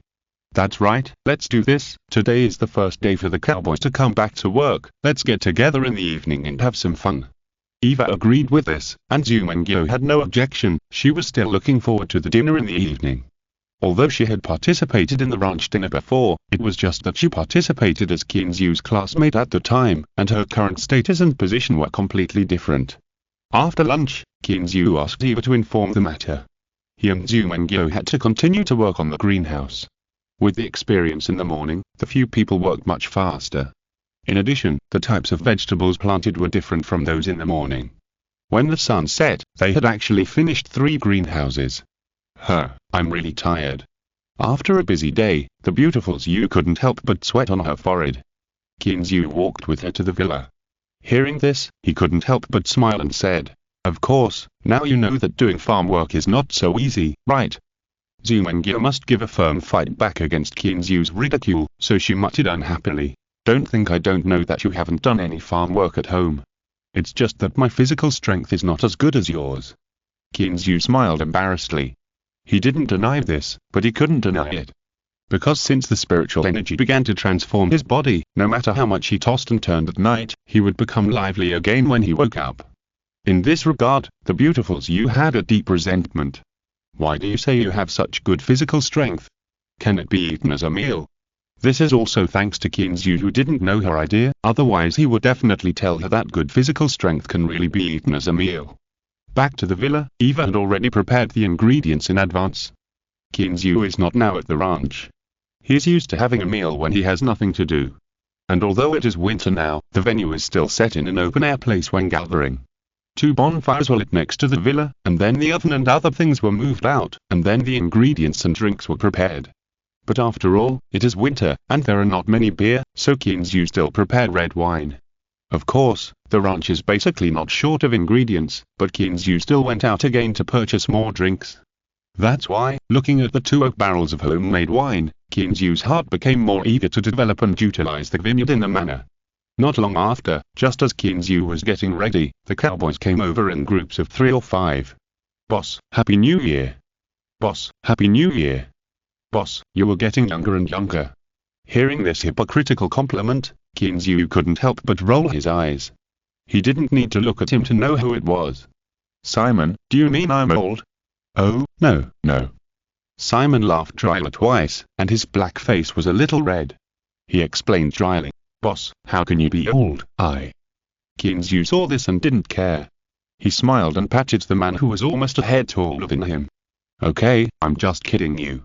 Please inform Julia that she can come to work at any time."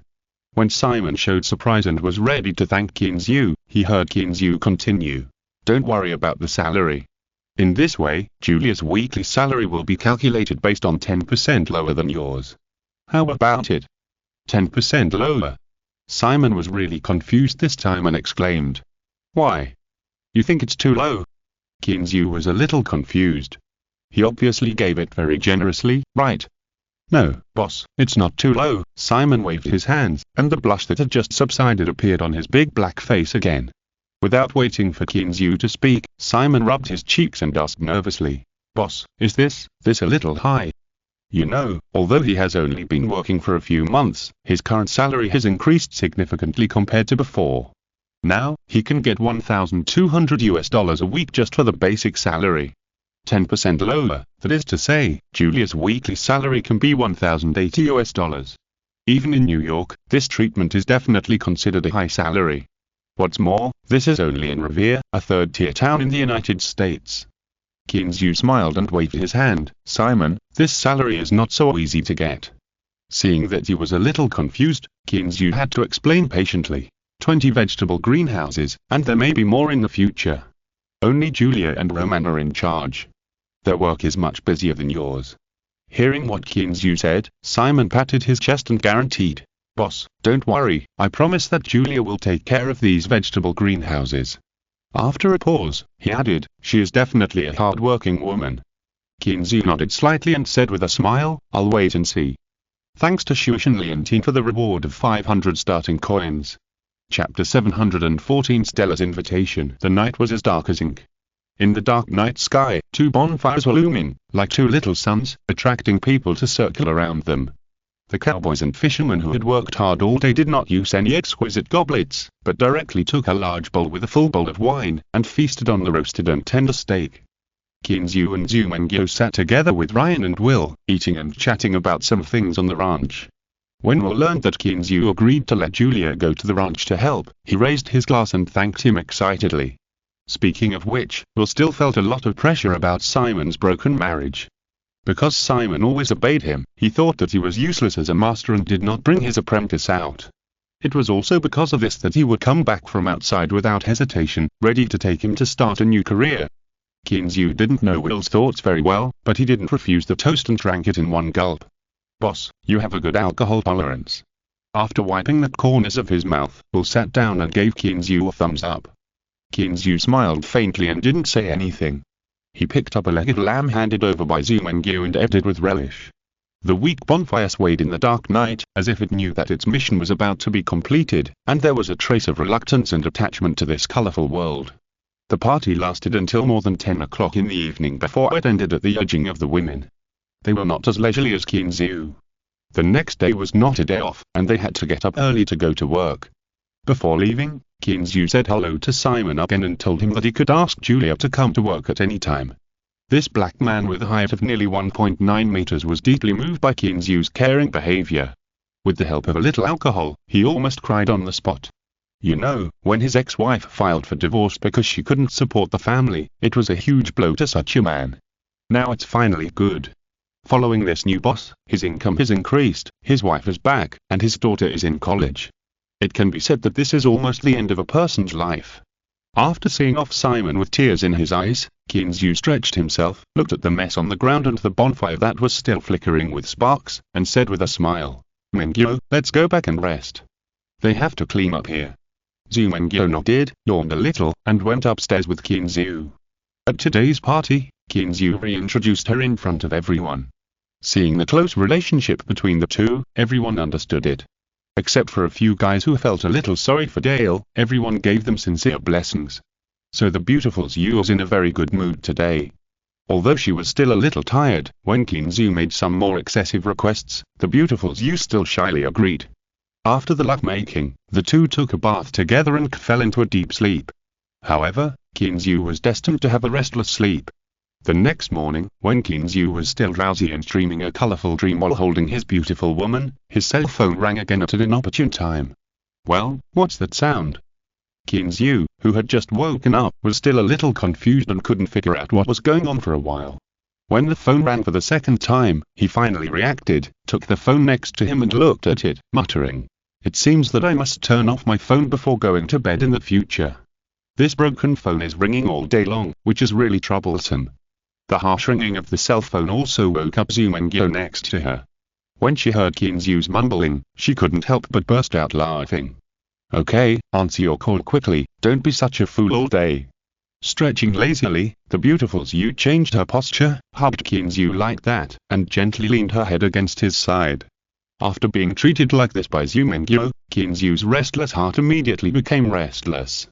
However, looking at the phone that was still ringing in his hand, Kinzu still sighed helplessly. "I say, Director Stella, don't you need to sleep?"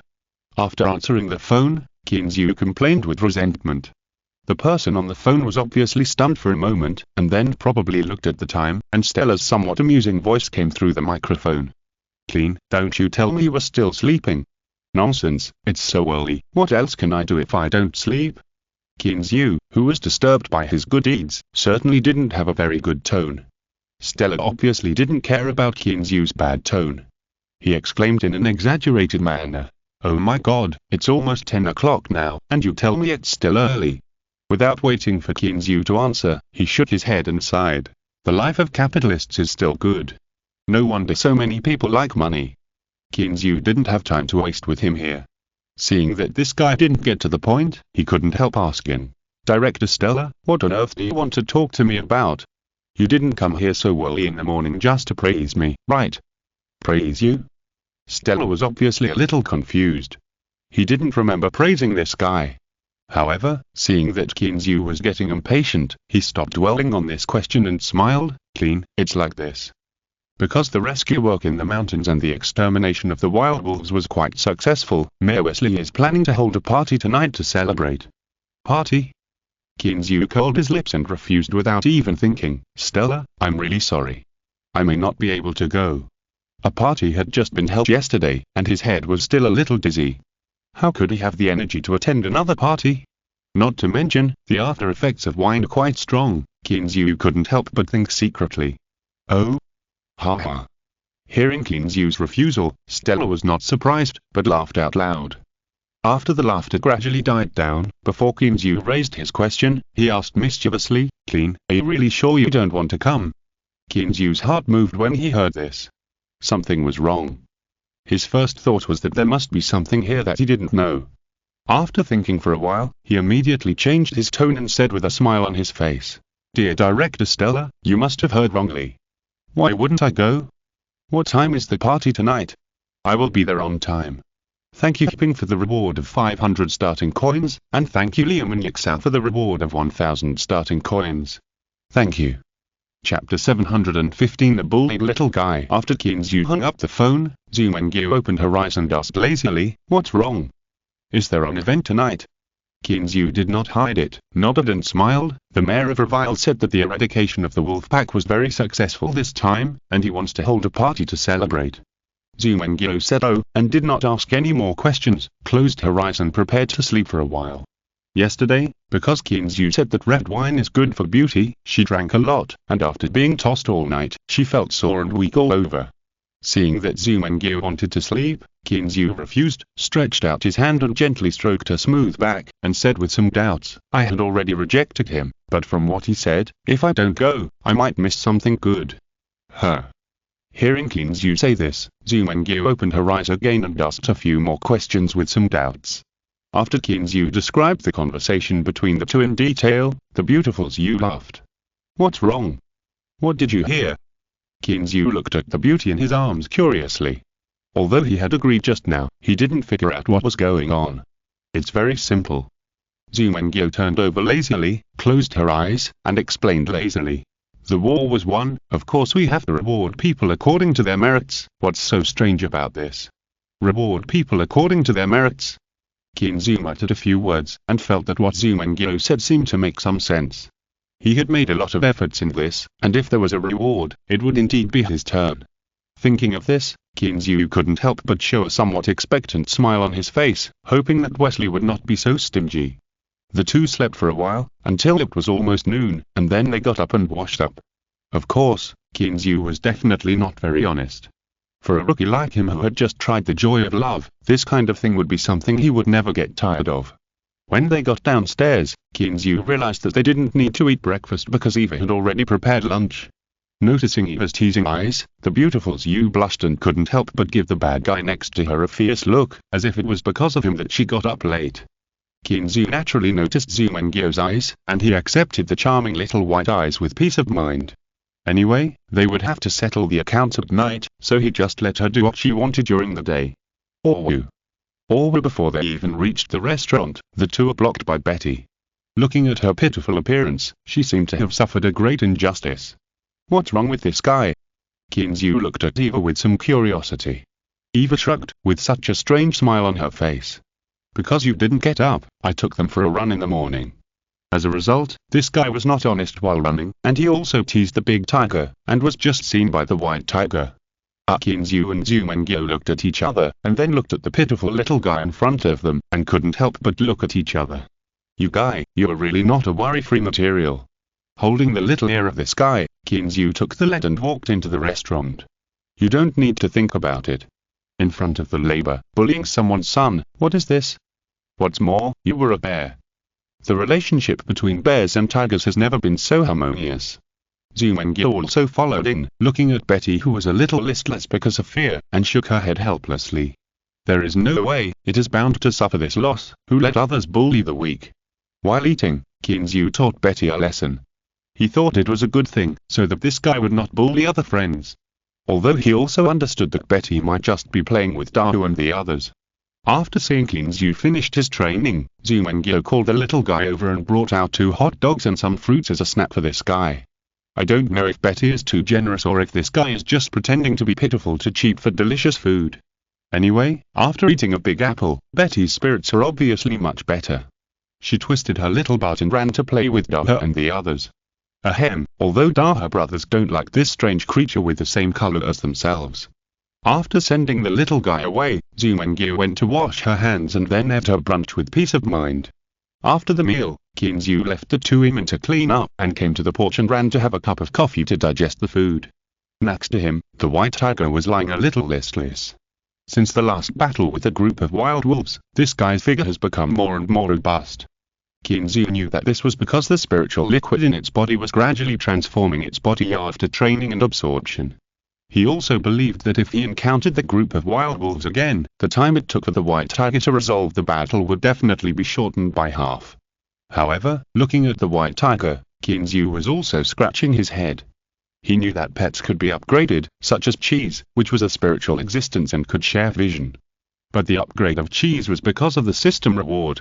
How could he upgrade his current pets? After thinking for a long time, Kinzu had no clue, so he simply threw the problem aside and stopped thinking about it. After lying for a while, Zumengyo came out with some tools in her hands. Clean, come and help quickly, we still have a lot of greenhouses that haven't been planted with vegetables. Okay, come right over. Kinzu agreed weakly, and then he remembered that he seemed to have a lot of things to do. Following the beautiful lady Zhu towards the greenhouse, Kinzu smiled and teased, Mengyo, you have never done as much farm work as you have these days. Zumengyo was walking in front at the moment, whispering something to Weaver. Hearing this, she turned around and said with some dissatisfaction, it's not as exaggerated as you say. I also helped Grandpa do some things before, okay? After a pause, Zumengyo looked at the greenhouse not far away and said with a smile, although it is a little more tiring now than before, I think it's still quite fun.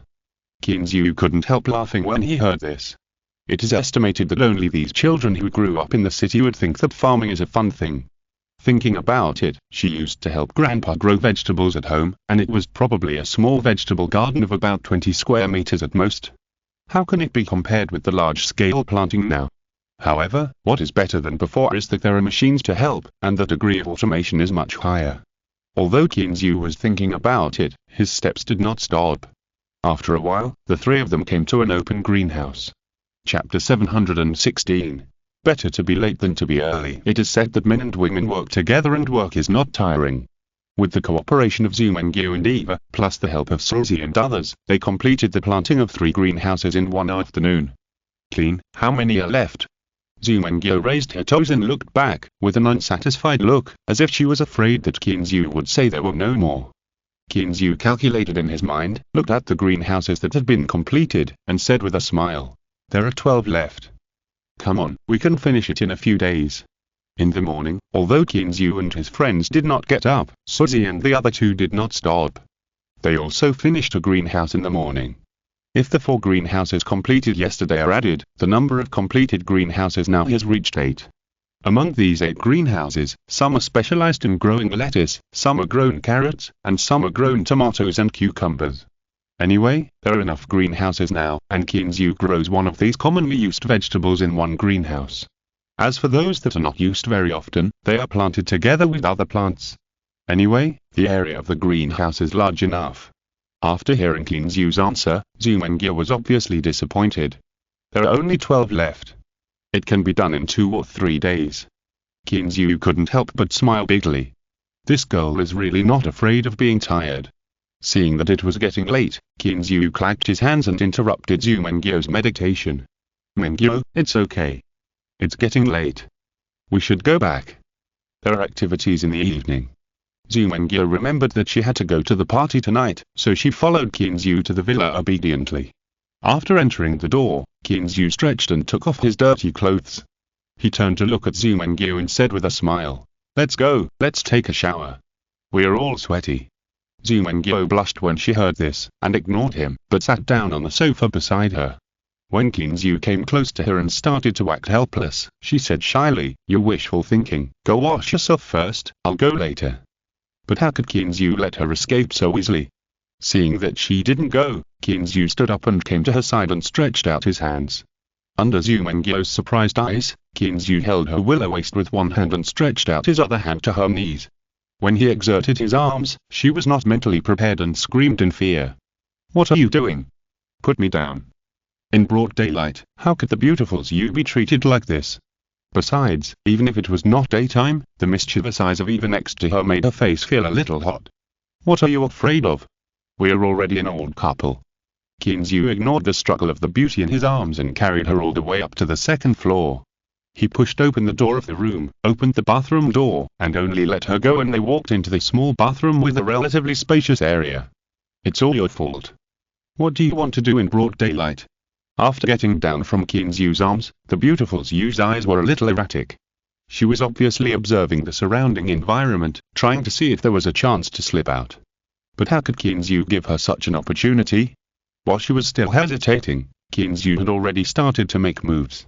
Soon, as the clothes fell off one by one, Zhu Wenguo no longer had to ask Qin Zhu what he wanted to do. Because now his purpose was already very clear. When the two came out of the bathroom, Zhu Wenguo's legs were already weak, and she could only stand firmly with the support of Qin Zhu. You bad guy, you have something to do in the evening, and you were just messing around like this. The somewhat embarrassed and annoyed beautiful Zhu used her sore and weak delicate hands to twist Qin Zhu's waist hard. It's just a pity that this kind of force is not as real as tickling for Qin Zhu, who has thick skin and flesh. Therefore, he did not resist and honestly let the beautiful Zhu do it. Anyway, he had taken all the advantages that he should have taken. Of course, seeing Zhu Wenguo's current appearance, Qin Zhu also felt a little regretful. After all, he still had to attend the party tonight. However, to his surprise, when it was time to leave, the beautiful Zhu, who had just been exhausted, had become energetic. This really proves the old saying. Qin Zhu changed into a small dress and muttered with some sighs. Zhu Wenguo's ears were sharp, and although Qin Zhu's voice was relatively low, she still heard it. Looked over with some curiosity. Clean, which old saying are you talking about? Qin Zhu smiled, staring at her beautiful eyes that seemed to be filled with happiness, and said word by word. It's that saying, there are only cows that die of exhaustion, but no fields that are damaged by plowing. At first, the beautiful Zhu didn't react to him, but just looking at Qin Zhu's smirk, she knew that he definitely didn't say anything good. But she was a very smart girl after all. After she thought about it for a while, her originally rosy face suddenly turned blood red. You bastard, I'm going to beat you to death. Hey, wife, stop making trouble, pay attention to your hairstyle, clothes. When the two walked out of the villa, it was already past 7:40 in the evening. Sitting in the night the 15th, Zhu Wenguo looked at Qin Zhu with some coquettishness. It's all your fault. Now it's good. We're going to be late. Qin Zhu didn't care about the party scheduled to start at 8 o'clock. He stretched out his hand to hold the slender waist of the beautiful Zhu next to him, and smiled and comforted. Don't worry, Wenguo, it's different here in the United States than in China. Why is it different? Zhu Wenguo heard the words and blinked her big eyes curiously. Qin Zhu was a little itchy when he was looked at by those big eyes that seemed to be able to speak. It was not until Zhu Wenguo asked again that he came back to his senses. Qin Zhu laughed dryly to cover up his embarrassment and explained. Here is the opposite from China. In China, if you make an appointment with someone, you must be on time, or even early. After a pause, looking at the beautiful Zhu who didn't blink, Qin Zhu lowered his head and pecked her forehead, smiling and said, but it's different here. Here, you only need to arrive within half an hour after the party starts. It's better to be late than early. Zhu Wenguo was accustomed to Qin Zhu's occasional frivolity and didn't care at all. On the contrary, she was very curious about what Qin Zhu said and asked hurriedly, why is that? Qin Zhu shrugged, I don't know why, it seems to be to give the host more time to prepare, because if you arrive early and the host is not ready, it will be a bit embarrassing. Chapter 717 Low-End Banquet. After chatting all the way, when Qin Zhu and the others arrived at the town government building in Revere, it was almost 8 o'clock. Qin Zhu saw that there were not many cars come in, so he was not in a hurry to get out of the car. He just helped Zhu Wenguo and waited in the car. Zhu Wenguo still had a little doubt about what Qin Zhu said, but seeing that it was already 8 o'clock and people were just starting to come, she had to admit that what Qin Zhu said was right. Clean, you have only been in the United States for a short time, how do you know so much? Lying on Qin Zhu's chest, listening to the steady and strong heartbeat, Zhu Wenguo looked up at him curiously. Qin Zhu was so proud and complacent about the admiring look of the beautiful Zhu. However, he is now a man who has seen big scenes, so he can control his emotions well. He just smiled and said, these are all things that others told me when I was reading books and going out to parties. After a while of warmth in the car, Qin Zhu saw that it was almost time, so he opened the door and walked out. Because it was already winter, and it was just a party held in a small town, Qin Zhu and his friends were not dressed very formally today. Qin Zhu was bare, a black dress, a black cashmere coat on the outside, and his crew cut. The whole person looked energetic and solemn. Zumengyo's dress was more casual, a pair of light-colored tights, accompanied by beige leather boots with fur edges, a white turtleneck sweater on the upper body, and a black and white checkered cashmere coat on the outside. Especially with that long black hair, it gives people a feeling of warmth and purity. After getting off the car, the two held hands, followed by Dale, who was wearing a leather jacket, leather pants and big sunglasses, and the three of them walked towards the party hall. Before entering the banquet hall, you can vaguely see that there are already many people chatting and laughing inside. Stella, who was waiting at the door, hurried to greet Kinzu after seeing him, and the smile on her face could be seen clearly from a distance. "Clean, you are finally here. Mayor Wesley is still waiting for you." "Oh?" Kinzu and Zumengyo looked at each other and asked with a smile. "Stella, why is the mayor waiting for us?" Stella smiled mysteriously, but didn't say anything, but walked to their side with Kinzu. Turning around and instructing Dale, Kinzu took Zumengyo and walked in behind Stella. While walking, Kinzu's eyes were also looking around, wanting to see who came this time. After a quick glance, he found that some people were people he knew, while others were people he didn't know. However, they all had one thing in common. That was low-end. Yes, it was just as he expected. The specifications of the entire party were low-end. As for the people Kinzu knew, they were just the ranchers around him, such as Old York and his friends. Although these guys came to the party, they didn't dress too well. They just looked much cleaner than usual. As for those people Kinzu didn't know, although they were dressed more formally than the ranchers, they didn't look like high-end people from the way they chatted with the ranchers. This was also thanks to Kinzu's carefulness. If Zumengyo had come here in a formal evening dress like she did at the banquet in New York, she would have really become the focus of everyone's attention. Even so, the two of them followed Stella and attracted the attention of many people. From time to time, someone would cast a curious look at them. If nothing else, this place was not like New York. There were fewer Chinese people gathered here, and there were even fewer Chinese people who could attend this not-so-high-end banquet. Although these guys are not as good as those big guys in New York, if they are taken alone, they are all millionaires. Even some factory owners in Revere or those larger ranches have assets starting at tens of millions. Looking all the way, when someone looks over, no matter if he knows him or not, Kinzu will politely smile and nod to greet them. When he walked to where Wesley was, Kinzu felt that his face was a little numb. After all, these guys were all nice to him, and he couldn't just pretend he didn't see it with a straight face. "Hi, Clean, my friend, good evening." Seeing Kinzu come in, Wesley, who was chatting with a few middle-aged white men, hurriedly came up to greet him warmly. Kinzu was a little helpless, looking at his open arms. He had to go up and hug him. However, he was already muttering in his heart that if this guy dared to greet the beautifuls like this, he might have to teach this guy a lesson. Fortunately, Wesley obviously knows Oriental people very well and knows that conservative Oriental women are not used to their cheek kisses. Therefore, after hugging Kinzu and showing his enthusiasm, he just stretched out his hand and shook Zumengyo's hand, and it was loose at the first touch. Obviously he also knows Oriental etiquette very well. Seeing this, Kinzu's smile became even brighter, thinking that this guy is definitely a friend worth making, so he also responded enthusiastically. "Mayor Wesley, it's my honor to be invited to the party." Hearing this, Wesley's smile became more sincere, and he quickly invited Kinzu and others to sit on the sofa next to him. After reaching out his hand to call the waiter over, Wesley helped Kinzu and the other two get 2 glasses of red wine, and then he smiled and said, "Clean, you are too polite, just call me Wesley from now on." Kinzu was not polite on this point, and nodded and said with a smile, "Wesley, how was the rescue work in the past 2 days?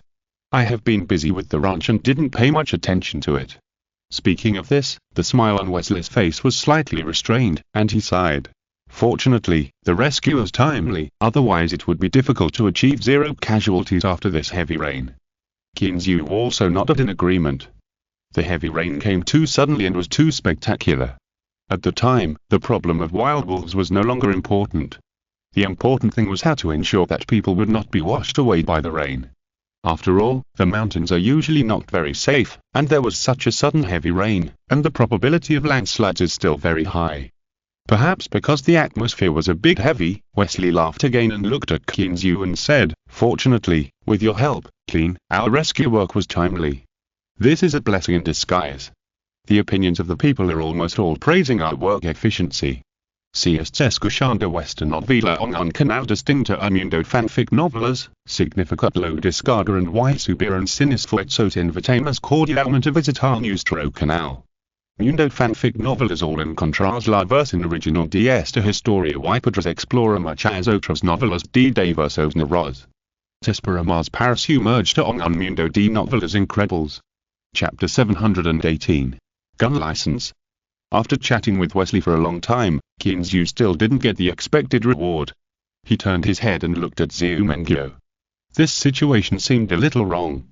Noticing Kinzu's eyes, Zumengyo quietly kicked him from below, signaling him to be serious and talking to someone. After being reminded by Zumengyo, Kinzu had to collect his thoughts and continue to deal with the old guy in front of him. Just now, I thought this guy was good and a friend I could make close friends with, but now Kinzu didn't like him. Ahem, okay, Kinzu admitted that he was a little bit of that. It seemed that he noticed the changes in Kinzu's heart. After chatting for a while, Wesley said that he had something else to do and left. Now, even Zumengyo was a little dumbfounded.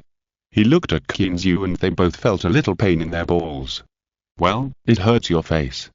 No way, it's really a verbal reward. Zumengyo muttered with some dissatisfaction.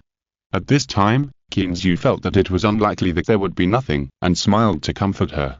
Don't worry, wait a minute, what I lifted may not be that simple. That old guy has found an excuse to slip away, what are you waiting for? Zudame pouted her lips in dissatisfaction, and now she felt that these foreigners were too stingy. Just as the two were discussing in Chinese, a figure came over. Clean, you guys are so happy chatting, what are you talking about? Stella came to the two of them, raised her red wine glass and clinked it with them. Kinzu picked up the glass, took a sip, and asked with a smile. Nothing, talking about the ranch.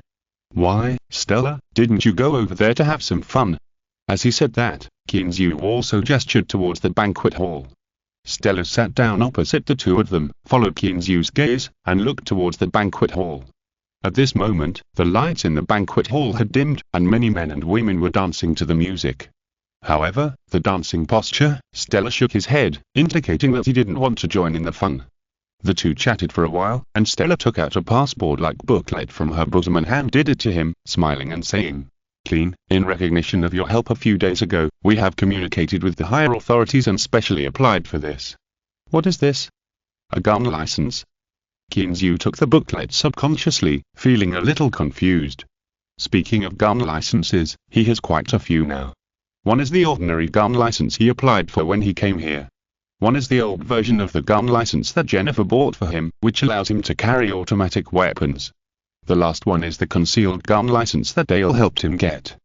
Kinzu saw that they could carry weapons with them, so he asked her to help him get it. With this concealed gun license, you can carry a loaded weapon with you. Otherwise, even if you have the first two gun licenses, you still have to lock the weapon when you go out, and keep it separate from the ammunition. The most important thing is that you can't put it where you can easily get it. For example, if you drive a car, you have to put it in the trunk, and if you take a plane, you have to check it in. Therefore, it is very troublesome to pretend without this concealed gun license. Ahem, I have gone off topic. Noticing the questioning look in Kinzu's eyes, Stella smiled proudly. Clean, don't you have a Black Hawk at home? The weapons on it have been removed, right? Of course, if the weapons are not removed, would they dare to give me this plane? Kinzu rolled his eyes and looked at Stella speechlessly. Isn't this asking nonsense? Zumengyo next to him seemed to understand something, and asked with some surprise. Director Stella, do you mean that with this gun license, we can load weapons on our Black Hawk? Stella looked at Zumengyo unexpectedly, but still nodded and explained. Because Kin is our good friend, and he has such a large fishery. After a pause, Stella looked at Kinzu, smiled and shrugged. I also know that the fishery is too big and it is difficult to guarantee safety, so I discussed with Mayor Wesley and felt that if your Black Hawk can be equipped with weapons, it would be much easier for you to maintain the safety of the fishery. Looking at Stella who was talking endlessly across from him, Kinzu had only one feeling in his heart. This guy is so handsome. He is so handsome. Stella, I'm really so excited. You are worthy of being my friend. After saying that, Kinzu stood up and hugged him excitedly. What is Kinzu's biggest regret after receiving the Black Hawk? It must be that there are no weapons on it. Although the fire control system is normal and the weapon bases are all there, there are no weapons. This is not to say that Hunter can't get weapons. But he knows that even if there are weapons, Kinzu can't use them. Unless he wants to go to the police station to have a look. However, it is obvious that Kinzu does not want to go to the police station to see the scenery. So after getting the Black Hawk for so long, Kinzu did not say that he would get a machine gun to have fun. What did you say? There are no machine guns in the gun store. In the United States, are you afraid that you can't get it if you have money? Ahem, Clean, you're really strong. Stella pushed Kinzu away with a slight breathlessness, smiled bitterly and shook her head. Don't get excited too early, I haven't finished talking yet. Kinzu was startled, his heart skipped a beat, and he quickly sat down, asking nervously, Stella, don't tell me that I can only put a rifle on it. Hearing this, Stella almost spit out a mouthful of red wine, looking at Kinzu with a bit of laughter and tears. Clean, don't be ridiculous, if you can only put a rifle on the plane, do you still need to get a new gun license? Kinzu breathed a sigh of relief and looked at Stella with some dissatisfaction. Dude, don't you know that keeping people on suspense is the most annoying thing? Don't you want to be beaten up by me? Okay, you never gave me a chance to say it. Stella raised her hands to indicate, then smiled and said, It's nothing, although your Black Hawk can be loaded with some weapons, there are also restrictions. Moreover, after loading weapons, you can only use them within the scope of your manor. Once you exceed the jurisdiction of the manor, you must remove the weapons before you can go out. Kinzu was a little disappointed when he heard it, but he could understand it after thinking about it. It's good enough that they allow you to load weapons. If they let you fly around with weapons, it would definitely not be realistic. However, these are not the focus of his concern. What he cares about now is, what are the restrictions when loading weapons on the Black Hawk? Could it be that you really only load a rifle for yourself? Today seems to be Thanksgiving. I'm grateful for your support, thank every friend who rewards and subscribes, and I am even more grateful to the first leader of Leoon. I will add more chapters for the leader who rides pigs to the grassland, 14/20, chapter 719. Where to buy? That's a question. As night fell, although the town of Revere was still bustling, the interstate highway became silent. Only the occasional elk crossing the highway to the other side in search of food would make a sound, making this winter night seem less desolate. Boom, boom, boom. A low and powerful roar of the engine came, but it still failed to disturb the passing elks. Under the illumination of the lights, they squinted their eyes slightly and strolled leisurely, seemingly unaffected. These little guys are not afraid of people at all now. Dale, who was driving the night the 15th, shook his head helplessly, but kept honking the horn in his hand, reminding these guys who were wandering around to pay attention to the road. Disturbed by Dale's voice, Kinzu finally came back to his mind from his contemplation, and looked at the beautiful Zhu beside him with some excitement. Because in the car, Zumengyo's coat was open, and the high-necked white sweater made her already extremely fair face look even more delicate. Unable to resist, Kinzu leaned forward and pressed down gently, and a sound of swallowing saliva suddenly rang out in the car. Dale, who was in the driver's seat, looked through the rearview mirror, shook her head helplessly, and adjusted the rearview mirror.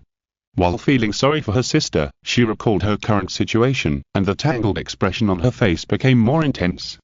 After a burst of horn sounds, the elk on the road seemed to realize their impoliteness and quickly dispersed.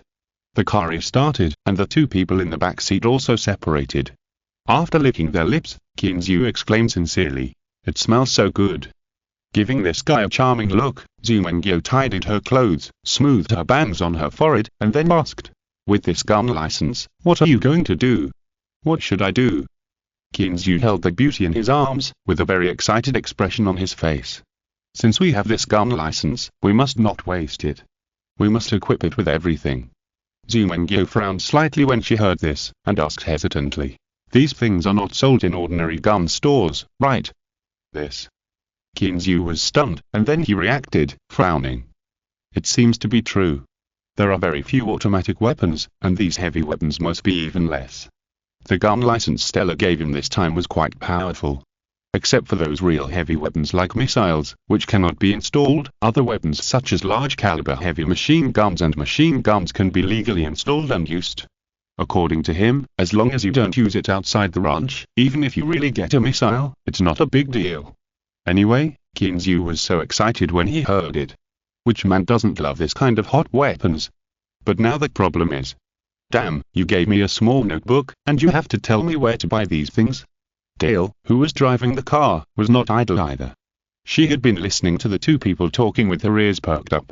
Seeing Kinzu was a little embarrassed, she hesitated and said, "Boss, my comrades can definitely get these things."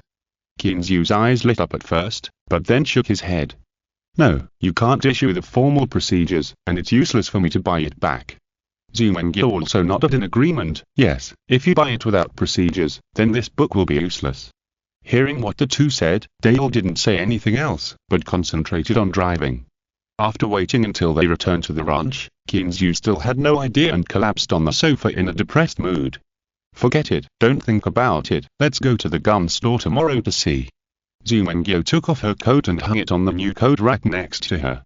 She looked at the time and it was already past 11 o'clock in the evening. Turning her head to look at the lazy Kinzu, she smiled and said, "Let's talk about it tomorrow. Are you hungry? Do you want me to get you something to eat?" Kinzu touched his stomach. It would have been better if he hadn't said anything. After Zumengyo said that, he was really a little hungry. "Let me do it. What do you want to eat?" Kinzu got up and pushed Zumengyo down on the sofa. After a long wet kiss, he asked with a smile. Although it was not the first time that she was suddenly attacked by Kinzu, two red clouds still floated on Zumengyo's fair face. Especially after hearing Kinzu's caring words, the beautiful Zhu felt even more tender in her heart. "Just make something. I'm not too hungry." Eva was already asleep. Kinzu went into the kitchen and made something. After the three of them ate hastily, Kinzu sent Dale away, and he hugged the weaker beautiful Zhu and ran upstairs in a hurry. The next morning, Kinzu still asked Suzy to take the two girls of Roman to work in the vegetable greenhouse, while he took Zumengyo to the town of Revere again. Dale was still the driver. Now when Kinzu went out, Dale basically followed him closely. Moreover, if he went far away, Dale and Erica would follow him. Of course, if he needed to go out to do something, the dozen or so female bodyguards on the ranch would follow him. Ahem, thinking of the dozen or so female bodyguards, Kinzu glanced at the beautiful Zhu beside him with a guilty conscience. Although his relationship with the female bodyguards was innocent, it couldn't stop women from getting jealous. After all, his man had so many big horses around him, and any normal woman would think too much. Thinking back to the beginning, when he first learned the news, he was beaten up by Zumengyo. And now, every time he sees several women together, the soft flesh on Kinzu's waist has to endure the rubbing and abuse. However, these seem to be minor details. After punishing Kinzu, Zumengyo did not make a fuss about driving these women away or anything. Instead, she was very friendly to them. Just as Kinzu was daydreaming, Night the 15th drove into the town of Revere again and stopped at the door of the outdoor goods store. The car door opened, and Kinzu took Zumengyo down, only to find something extremely depressing. "What time is it? Why isn't it open yet?" Kinzu complained, a little depressed after looking at his watch. "I told you, don't come so early. I haven't gotten enough sleep yet." Zumengyo snuggled up to Kinzu and yawned a little cutely. "Dale, do you know what time this place opens?" Turning his head to look at Dale, who followed him, Kinzu's expression was a little embarrassed. But what made him even more depressed was that Dale simply spread her hands. "Sorry, I'm not sure about this either." Chapter 720. Carl's surprise. There was no other way. It was normal that the store had not opened the door because the time had not come. But it was so cold outside, and Kinzu could not just stand there and wait. The three of them had to get back in the car. Fortunately, they did not have to wait for long before a clerk came over and opened the door of the store. Moreover, the guy who came to open the door was an acquaintance. Kinzu was happy to see this, and he got out of the car with Zumengyo and greeted them from a distance. "Hi, Carl, good morning." The white young man who had just opened the door of the store was called by his name before he had time to walk in, and he was obviously a little surprised. When he turned around, he happened to see Kinzu and others getting out of the car, and he was immediately relieved. Although Kinzu had come here many times, he had left a deep impression on him. In addition, there were not many Chinese in Revere, and even fewer rich people, so he was sure of the identity of the visitor just by seeing the armored off-road vehicle. "Hi, Clean, good morning." Following Carl into the outdoor goods store, Kinzu asked with a smile, "Why are you here alone?" Carl didn't care that Kinzu followed in. While busying himself with his own things, he replied with a smile, "I can't help it. It's my turn to open the door today. They all have to wait a while and come late." As he spoke, he looked up at Kinzu, nodded to Zumengyo with a smile, and then said, Clean, just look for what you need, choose and bring it here. However, to his surprise, Kinzu did not choose his favorite gun as usual, but rubbed his hands, with a look of wanting to say something but stopping. Looking at Kinzu with some curiosity, Carl asked with a smile. Clean, what's wrong with you? Is there anything I can help you with? Kinzu nodded quickly, and a smile appeared on his face. Carl, this problem, maybe only you can help me. Oh? Carl was a little confused. While wiping the counter, he said casually. Clean, if you have anything, just tell me, I will never refuse to help if I can. Kinzu rubbed his hands, and looked at Zumengyo, and then said. It's like this, Carl, I want to ask, do you have heavy weapons for sale? For example, heavy machine guns or something. Hearing Kinzu's question, Carl did not have any surprised expression, but just shook his head with regret. Clean, you are not the first person to ask me this question, but it's a pity that we really don't have it here. After a pause, seeing that Kinzu did not have a disappointed expression, Carl added another sentence.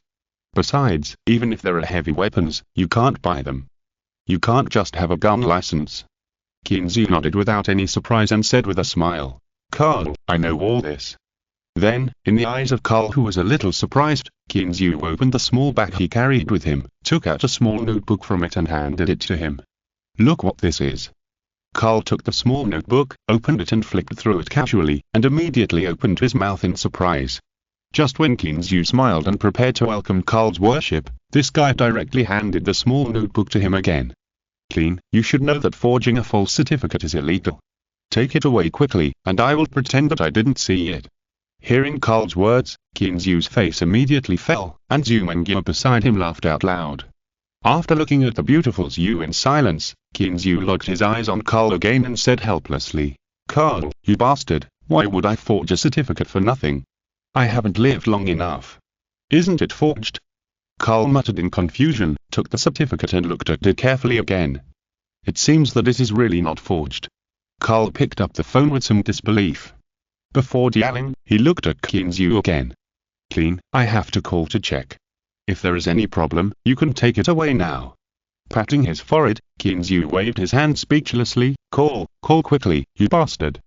Seeing Kinzu so sure, Carl was no longer polite and called the FBI directly. After a moment, Carl hung up the phone with a weird look on his face, looked Kinzu up and down, but didn't say a word. It's actually true. Such an outrageous gun license is actually true. Carl has been selling guns here for several years, but this is the first time he has seen such a gun license. Amazing, Clean, how did you do it? Seeing that Carl finally believed it, the smug expression on Kinzu's face returned again. You don't need to know how I did it. Now I am eligible to buy heavy weapons, right? Carl nodded and said very seriously. Clean, congratulations, you are now eligible to buy heavy weapons. But before Kinzu could say anything happy, he heard Carl's next sentence. But I really don't have any heavy weapons here. Really? Kinzu looked at him suspiciously, but he clearly remembered that when he first came here, there was a machine gun at the door.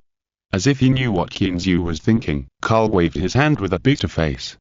Clean, those are all rented, and there are no bullets. They are not for sale. What should I do now? Should I sleep with this certificate?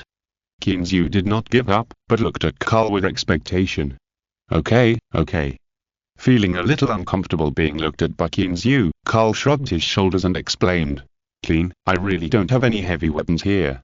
After saying that, without waiting for Kinzu to interrupt, he continued. However, although I don't have any here, I know where I can find them. Where? Kinzu asked impatiently. The arsenal. Carl shrugged his shoulders, with an especially bright smile on his face. As long as it's an arsenal, it can have anything you want. Kinzu was a little stunned when he heard this. Yes, the arsenal, what doesn't it have? Even the guns in the gun shop were obtained from the arsenal. I have a gun license, which means I can buy guns openly. Since the gun store doesn't have it, can't I just go to the arsenal directly? The more Kinzu thought about it, the brighter his eyes became, and he felt more and more that his thoughts seemed to be a little too conservative. Well, when thinking about problems in the future, I must open my mind. Sitting in the car, Kinzu thought so. Although he didn't get what he wanted here, Kinzu didn't leave empty-handed. After all, you have disturbed others for so long, it would be unreasonable not to show some appreciation. So, before leaving, Kinzu added a semi-automatic rifle and several boxes of bullets to his gun cabinet. If you didn't know, you would think he was going to do something. With so much ammunition, he can use it for a year. Thanks to Pikachuan for the reward and support. Chapter 721. The trip was forced to be cancelled. Now that he knew where to buy what he wanted, Kinzu was not so anxious. In fact, the most important thing was that the ranch was busy with the vegetable greenhouse. Although he was the boss, there was no one to order him around. Except for Susie, who occasionally brought the two girls of Roman to help, Kinzu could only do it by himself. There was no other way. In order to quickly resolve the battle, he could only take Zumengyo and several female bodyguards to work in the fields. Fortunately, everything was mechanized. Moreover, for this kind of thing that she had not done much before, the beautiful Zhu also felt that it was quite fun, so she didn't say anything. After all, Kinzu felt very bad about letting such a delicate beauty do farm work. So after the work on the vegetable greenhouse was done, Kinzu got up early and prepared to take her to New York for a stroll. Of course, by the way, he still bought what he needed. To be honest, Kinzu was itching in his heart now. Kinzu felt his blood boiling when he thought of mounting a cannon or heavy machine gun on his Black Hawk. This feeling was no less than the feeling of going to a shan with the beautiful Zhu. As soon as he walked to the living room downstairs, Kinzu got some not so good news. Eva, what did you say? It's snowing again. Scratching his head, Kinzu glanced at Zumengyo beside him, and then looked at Eva in the kitchen. Did this girl know what he was going to do today, so she deliberately hit him? Yes, it started snowing last night. Eva put a fried egg in front of Kinzu and said, a little depressed. The rain a few days ago just melted all the snow, and now it's white outside again. It's no wonder she was depressed. For Eva, who grew up in Boston, snow and other things happen several times almost every winter. So, she is not like those who have never seen snow, and she feels novel and fun about snow. On the contrary, every time it snowed, she had to clean up the snow, and the weather would become very cold. Kinzu was also a little depressed when he heard this. Although he liked snow, he was planning to go out today. Now, his travel plan was completely ruined. However, the beautiful Zhu, who was born in the south, was quite interested in snow. Therefore, she didn't care that Kinzu was still a little depressed, and pulled him to the small living room.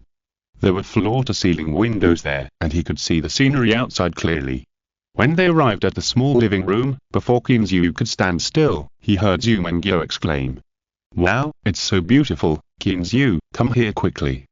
The first half of the sentence was an exclamation, and Kinzu could pretend not to hear it, but the second half was a direct call, and Kinzu had no way to avoid it. I'm come in, Kinzu agreed, stood up and walked behind Zumengyo, stretched out his hands to hug her slender waist, with a bright smile on his face, and asked, "What's wrong? How beautiful you are." Being held by Kinzu's slender waist, Zumengyo did not struggle, but leaned on Kinzu's words very obediently, raised her slender jade hand, and pointed outside the villa. "Look over there, the mountains have turned white, and there are a lot of snow on the branches." Following the direction of Zhu Dame's finger, Kinzu also saw the so-called beautiful scenery she talked about. In fact, in Kinzu's opinion, there is nothing beautiful about it. It's nothing more than the branches are full of snow, and the number is relatively large, and it looks so spectacular when gathered together. Regardless, he also knows that for Zhu Dame, who doesn't see snow very often, this is indeed very spectacular. Therefore, he will not spoil the scenery by saying that this is very ordinary, why this is not beautiful, etc. But accompanies Zhu Dame, sitting in a small living room together to enjoy the snow for a while. It was not until her stomach began to protest that Zumengyo reluctantly returned to the restaurant. Just after breakfast, Kinzu was forced to pull Zumengyo out of the villa. Although the snow at the door of the villa had been cleared by Eva early in the morning, after breakfast, a lot of it had accumulated on the ground. This shows how heavy the snow is now. There are not many things to do on a snowy day.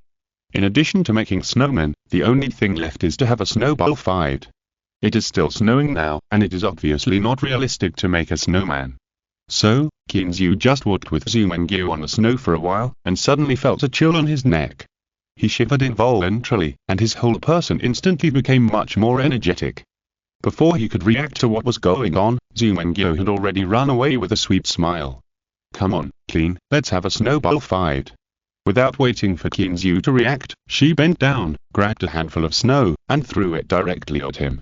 However, Kinzu, who was prepared. How could he be attacked by her again?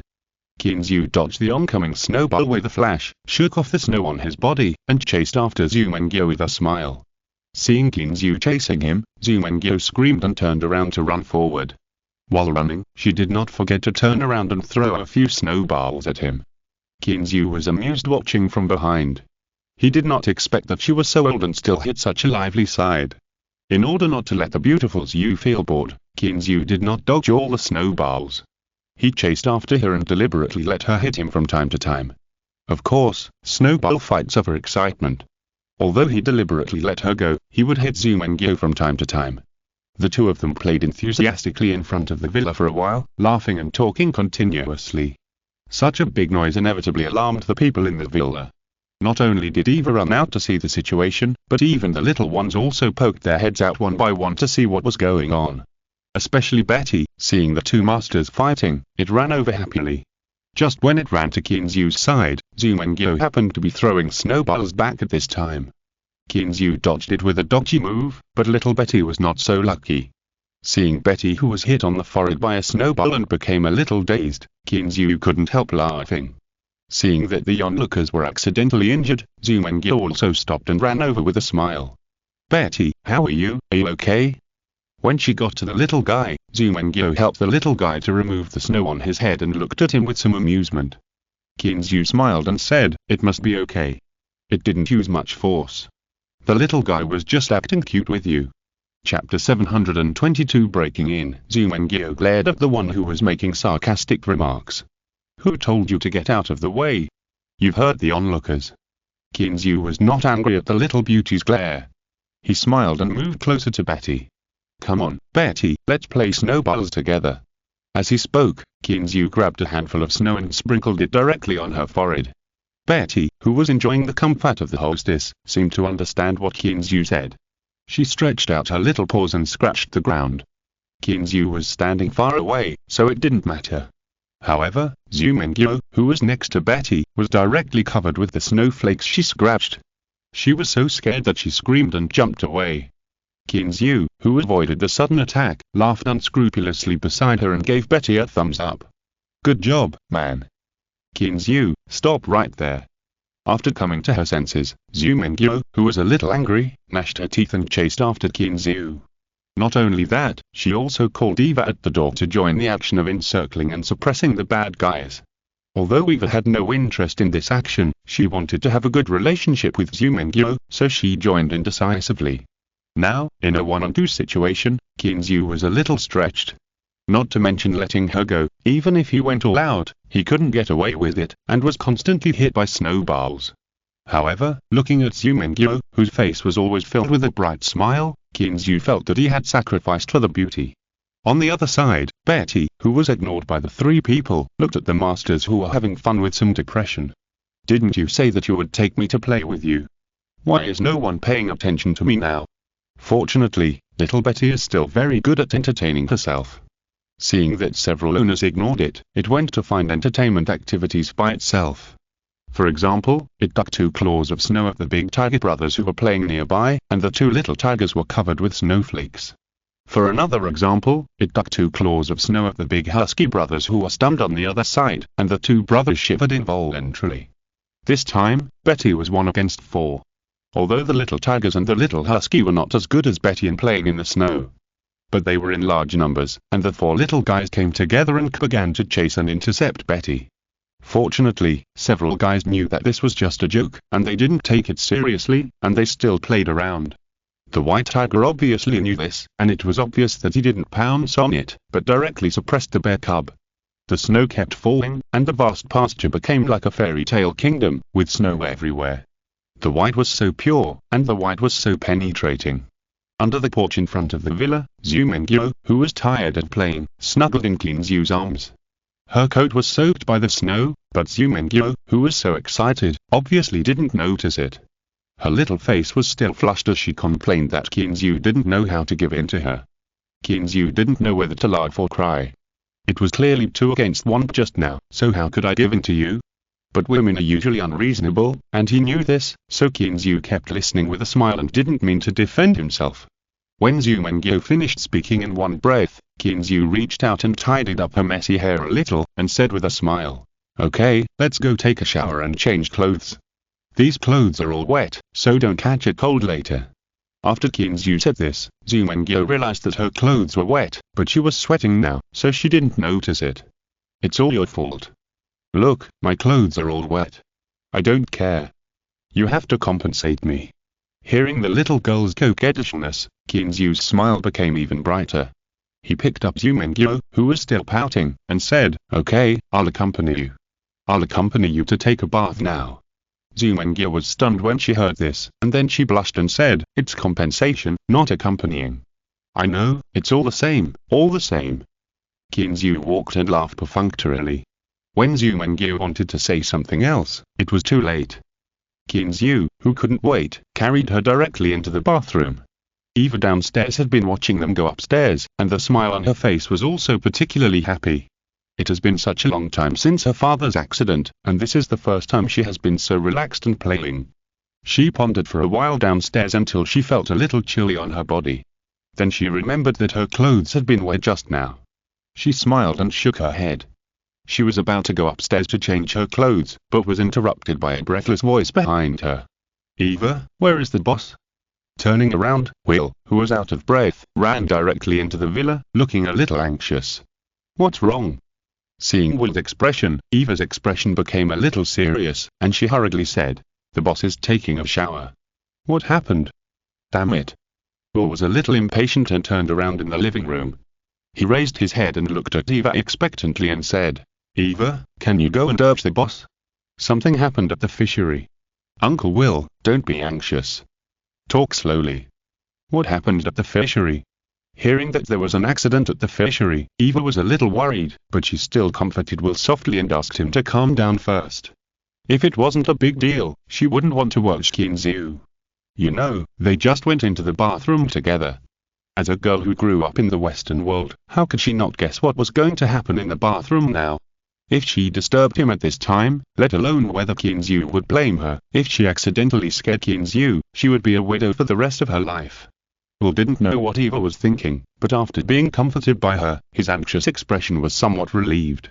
Sitting down on the sofa, Will said angrily, "Simon went to patrol the sea this morning and found that your guy actually broke into our fishing ground to fish." "What?" Eva was also anxious when she heard it. "Uncle Will, are you sure? They are not passing by, but casting nets to fish." Will nodded very affirmatively. "I can be sure of this. Simon just reported to me that they haven't put away their fishing nets yet." Eva was also scratching her head. If they just broke into their fishing ground, it would be nothing. Because it is possible that they broke in by accident, just drive them out, and there is no need to alarm Qin Zhu. But now it is poaching, which is a bit serious. Looking up at the upstairs, Eva's expression was very tangled. "Should I go up?" Chapter 723. Expulsion by Force. "Uncle Will, wait here for a while. I'll go upstairs to urge the boss."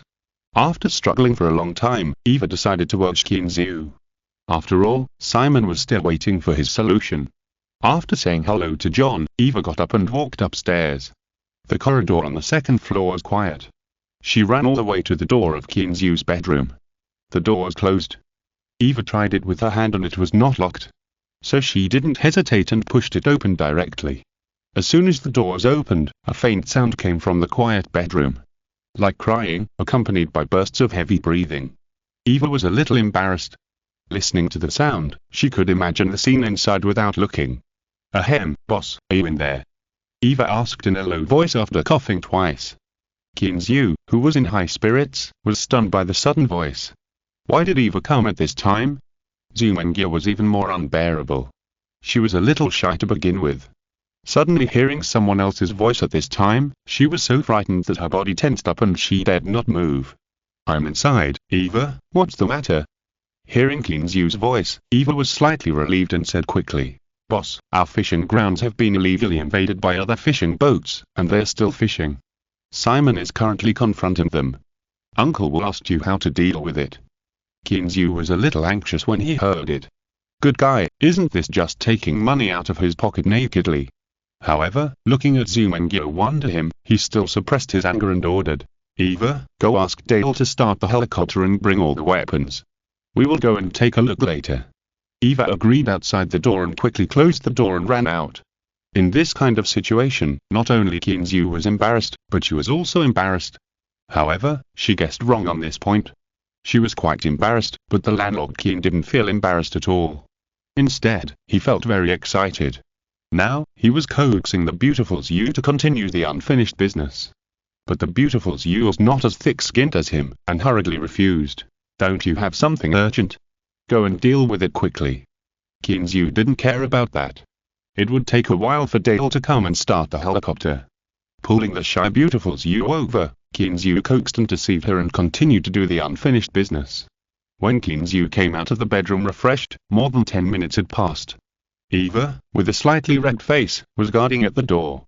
When she saw him come out, she hurriedly said, "Boss, the helicopter has started." Kinzu nodded, put the remote in his hand behind his back, and walked straight to the helipad on the top floor.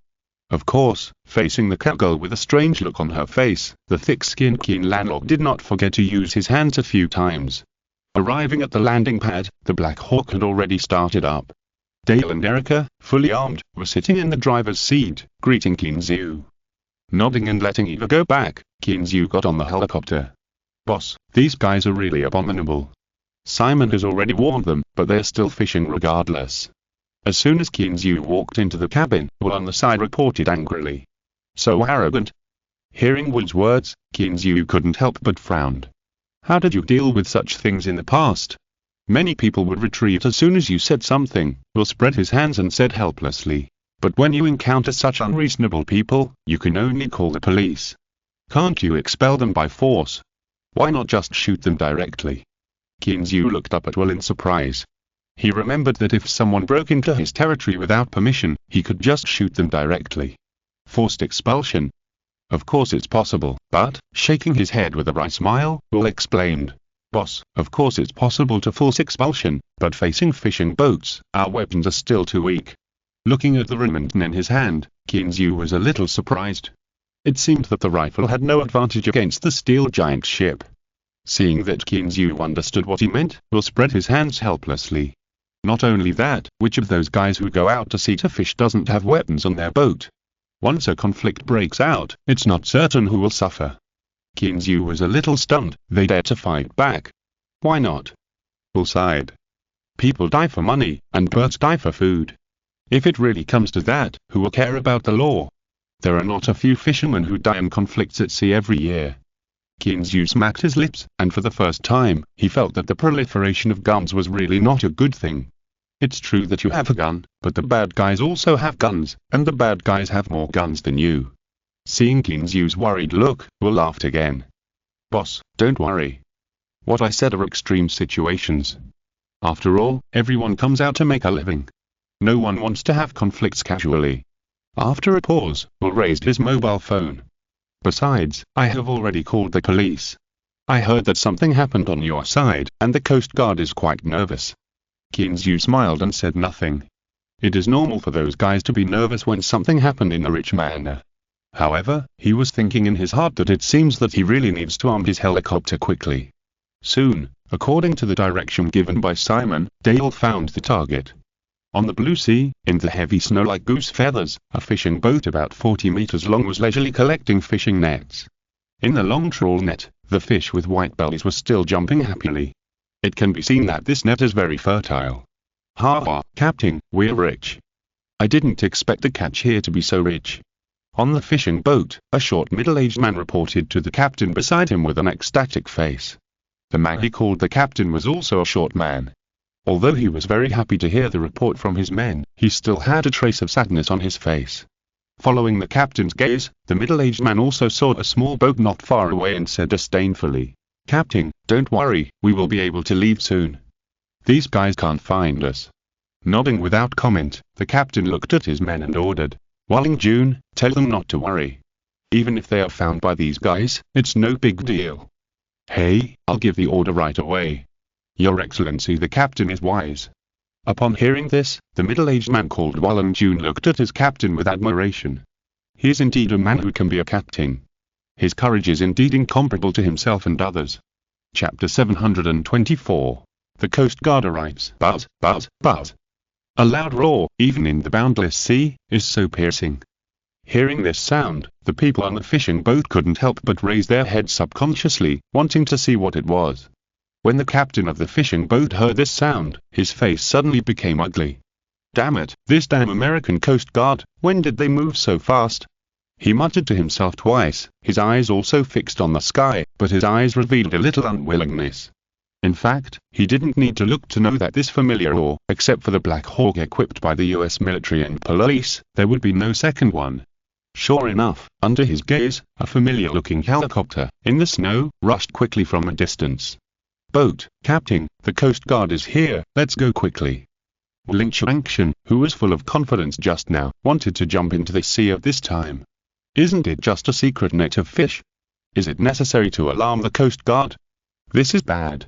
If he is not careful, his crew certificate may be lost. No, this doesn't seem to be the Coast Guard. The captain stared at the sky, but his face was a little confused at this time. Although the helicopter in front of him was a Black Hawk, there was no sign on it. Just based on this point, he could conclude that it was definitely not the Coast Guard. Sure enough, the shouting from the helicopter later also proved his guess. "Listen, fishing boats below, you have entered private waters, turn around and leave quickly." The 3 consecutive shouts also made the people on the fishing boat feel relieved, as long as it was not the Coast Guard. "Hey, guys up there, don't worry, we'll leave soon." Ling Chuanxian was also relieved at this time. Looking at the fishing net that was about to be pulled up by the winch, he couldn't help but shout loudly at the helicopter in the air. The other crew members on the boat also laughed at this time, not taking the helicopter above their heads seriously at all. Qin Zhu on the helicopter looked at the Asian faces on the fishing boat, but was a little confused. Are these guys from the island country? Looking at their attire, it seems so. Will looked down and was a little confused, because there was no sign indicating the nationality on the fishing boat. Who cares, let's shoot first. Seeing the people on the fishing boat laughing, Qin Zhu couldn't help it and put the Remington directly on the window. Hearing Qin Zhu's order, the female bodyguards who came with him also took out their weapons and aimed at the fishing boat below. "Boss, the police have been called now, it's not appropriate to kill anyone." Seeing Qin Zhu was a little impulsive, Will couldn't help but remind him. Waving his hand, Qin Zhu indicated that he knew, but after aiming for a long time, he suddenly slapped his thigh. "Damn, I only thought about the power and forgot that I only had a Remington." Will on the side was full of black lines. He only noticed at this time that Qin Zhu actually came over with a shotgun. "Ahem, boss, use mine." With 2 embarrassed smiles, Will had to contribute his ground. Looking at Will with appreciation, Qin Zhu patted his shoulder and said, "Good comrade, I'll remember you, boss." Lying on the window again, Qin Zhu began to aim at the fishing boats below, ready to give them a taste of color.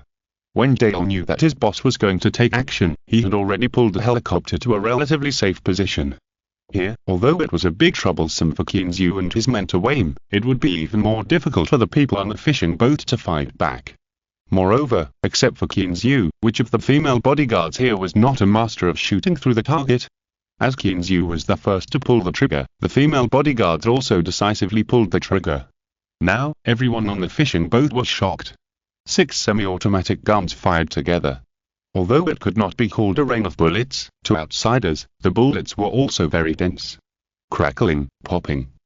A burst of popping bean-like sounds kept ringing in their ears, and the crew on the fishing boat woke up from their dreams. Some were crying, some were limp, some were running around to avoid the attacks. These guys who were laughing excitedly just now immediately became headless flies, running around all over the fishing boat. "Bagger, how dare they shoot?" The captain's face, which had just become relaxed, was instantly embarrassed to the extreme. Although they were not the Coast Guard, these guys did not play by the rules and disrupted his plan. "Damn it, fight back, they dare not hurt you." The extremely angry captain kicked Ling Chuanxian, who was trembling beside him, far away. But the scene was in chaos, who would care about the captain's words? These crew members were just temporarily organized by him, and they were not trained for a long time. It was okay to let them catch some fish, but it was a pipe dream to expect them to be able to face the bullets calmly. Especially with an unlucky guy who was hit in the thigh by a stray bullet and fell on the deck, wailing and rolling. This aggravated the fear of the crowd. By the time the Coast Guard ship arrived, the deck of the fishing boat had almost become a ruin, with dense craters everywhere. The captain and the crew had also retreated into the cabin, and would never show their heads. As soon as the Coast Guard ship arrived, Kinzu stopped. After watching them board the fishing boat to control the situation, Kinzu lowered the helicopter and hovered over the deck of the fishing ground. Ahem, Mr. Clean, how do you think we should deal with this matter? A middle-aged white man in a Coast Guard uniform asked with a strange look on his face as he watched Kinzu, who was escorted by everyone, walk down from the helicopter. Mr. Policeman, you can handle this matter as you see fit. They trespassed into my waters without permission and poached the fish raised in our fishery. Kinzu was certainly not stupid enough to tell others how to deal with it, but he told them their crimes as soon as he opened his mouth. However, as soon as he finished speaking, a short middle-aged man who was being guarded by the Coast Guard next to him loudly refuted him. No, you are slandering us. We just strayed into your fishing grounds, and you opened fire on us. I'm going to sue you. Slander. Kinzu sneered twice and pointed at the boat not far away. My staff warned you at the beginning, but you still did your own thing. Is this what you call straying into the water? The middle-aged Coast Guard looked at the boat approaching and nodded at Kinzu with a smile. Mr. Clean, please let him go with us. We will definitely give you a satisfactory explanation. Kinzu smiled immediately when he heard it, and nodded in agreement. Mr. Police, thank you very much. I'll let Simon go with you. Chapter 725 Compensation. Watching the Coast Guard ship escorting the fishing boat away, Kinzu felt so happy. You little brat, you still want to take food from my bowl, you wish. Back to the ranch, after sending away Dale and the other girls, Kinzu greeted Will and sat down on the leather sofa in the living room. Zumengyo had recovered from her collapse at this moment, changed into a beige home dress, and was making tea for the two of them. Although the matter has been dealt with, Kinzu still doesn't know the whole story. For example, why would Simon patrol the sea on such a snowy day? Usually Will arranges people to patrol the sea. Kinzu also knows that those small boats are prepared for this. But it's snowing heavily outside. If people know that he still asked employees to patrol the sea, he will be scolded. Seeing Kinzu looking at him, Will knew why, so he took the initiative to speak. Boss, this patrol was not arranged by me. Oh? Kinzu touched his nose and said teasingly with a smile. Could it be that Simon asked to go? Unexpectedly, Will nodded decisively. It turned out that this matter was still because of Julia. Simon was very grateful to Kinzu for arranging such a good job for Julia and giving her such a high weekly salary. So when there is something on the fishery, he is the most active and responsible. For example, it often takes more than 2 hours to patrol the fishery, but this guy goes out every day. According to him, if someone takes away a net of fish, the boss will suffer a great loss. So this morning, although it was snowing outside, Simon still set out early in the morning. And by chance, he just ran into a fishing boat poaching. The rest was easy. He went forward to warn but failed, so he reported the matter to Will. This guy is really something. After hearing Will's words, Kinzu shrugged helplessly. Although he said so, Kinzu felt warm in his heart. After all, good people will always be rewarded. In the afternoon, Simon returned to the ranch. And with him came the middle-aged white Coast Guard in the morning. Hello, Mr. Clean, I'm Katie. The middle-aged white Coast Guard smiled and shook hands with Kinzu, took out a document from the briefcase beside him and handed it over, introducing. We have already investigated the case of the fishing boat illegally entering your fishing ground this morning. This is the result of the handling, please take a look. Kinzu nodded at Simon first, then reached out to take the document, opened it and read it carefully. The fishing boat was indeed American, but the crew and the captain were all from the island country.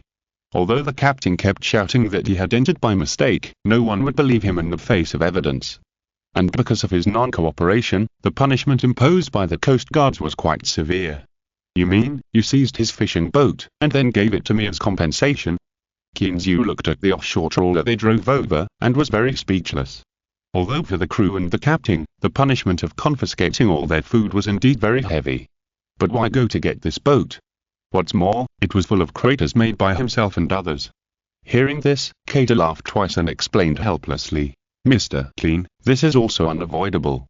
Those guys refused to compensate, and they are all paupers. In the end, we can only let them compensate you at this boat. Did they agree? Kinzu asked curiously. No, Kata shook his head with some regret. This boat was also confiscated by us. In view of the huge losses they caused to your fishing grounds, the leaders decided to compensate you at this boat. Well, Kinzu finally figured it out. It seems that those island devils don't admit anything and are unwilling to compensate for anything. Finally, the Coast Guards had no choice but to confiscate the fishing boat. Since it was their good intention, Kinzu did not say anything. He looked at the back of the document and found that the confiscation procedures were complete. He only needed to take these things to register the fishing boat. Okay, I have to thank you for this. Kinzu shook hands with Katie again, then smiled and took out the checkbook from his pocket, wrote a few words, tore it off and handed it over. Mr. Katie, I heard that the Coast Guard Bureau is a little short of funds recently. Here is $100,000, which is my donation to the Coast Guard's activity funds. Here, Katie hesitated for a moment, but still took it.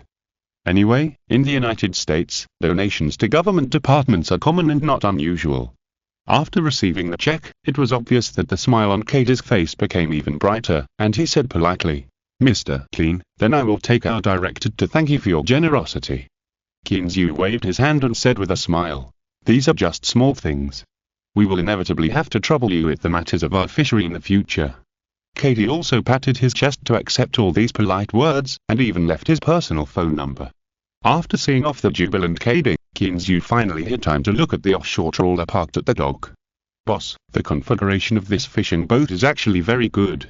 Simon came up from the back and looked at the fishing boat that was still showing off in front of him this morning, with a very proud expression on his face. Oh? Have you gone up to see it? Kinzu turned his head and looked at the sturdy black man beside him. He really didn't realize before that this guy had a grateful heart. Of course, boss, when I was at the Coast Guard, I went up to take a look. Simon's words interrupted Kinzu's contemplation, and he began to talk endlessly about the configuration of this fishing boat. The hull is made of fiberglass, that's for sure, and you can see it. The engine on the boat, although the model is different, the performance is no worse than his own deck, you know. 1. As for the rest, Kinzu spread his hands, indicating that he only knew a little. Anyway, just listen to Simon, who was chattering about professional terms. And his tongue is not spinning. He is worthy at being a black brother. Kinzu could only sigh like this. At the end, Simon smacked his lips with an unsatisfied mind, and then he gave a summary of this fishing boat. Boss, if this fishing boat is brand new, the purchase price is at least $300,000.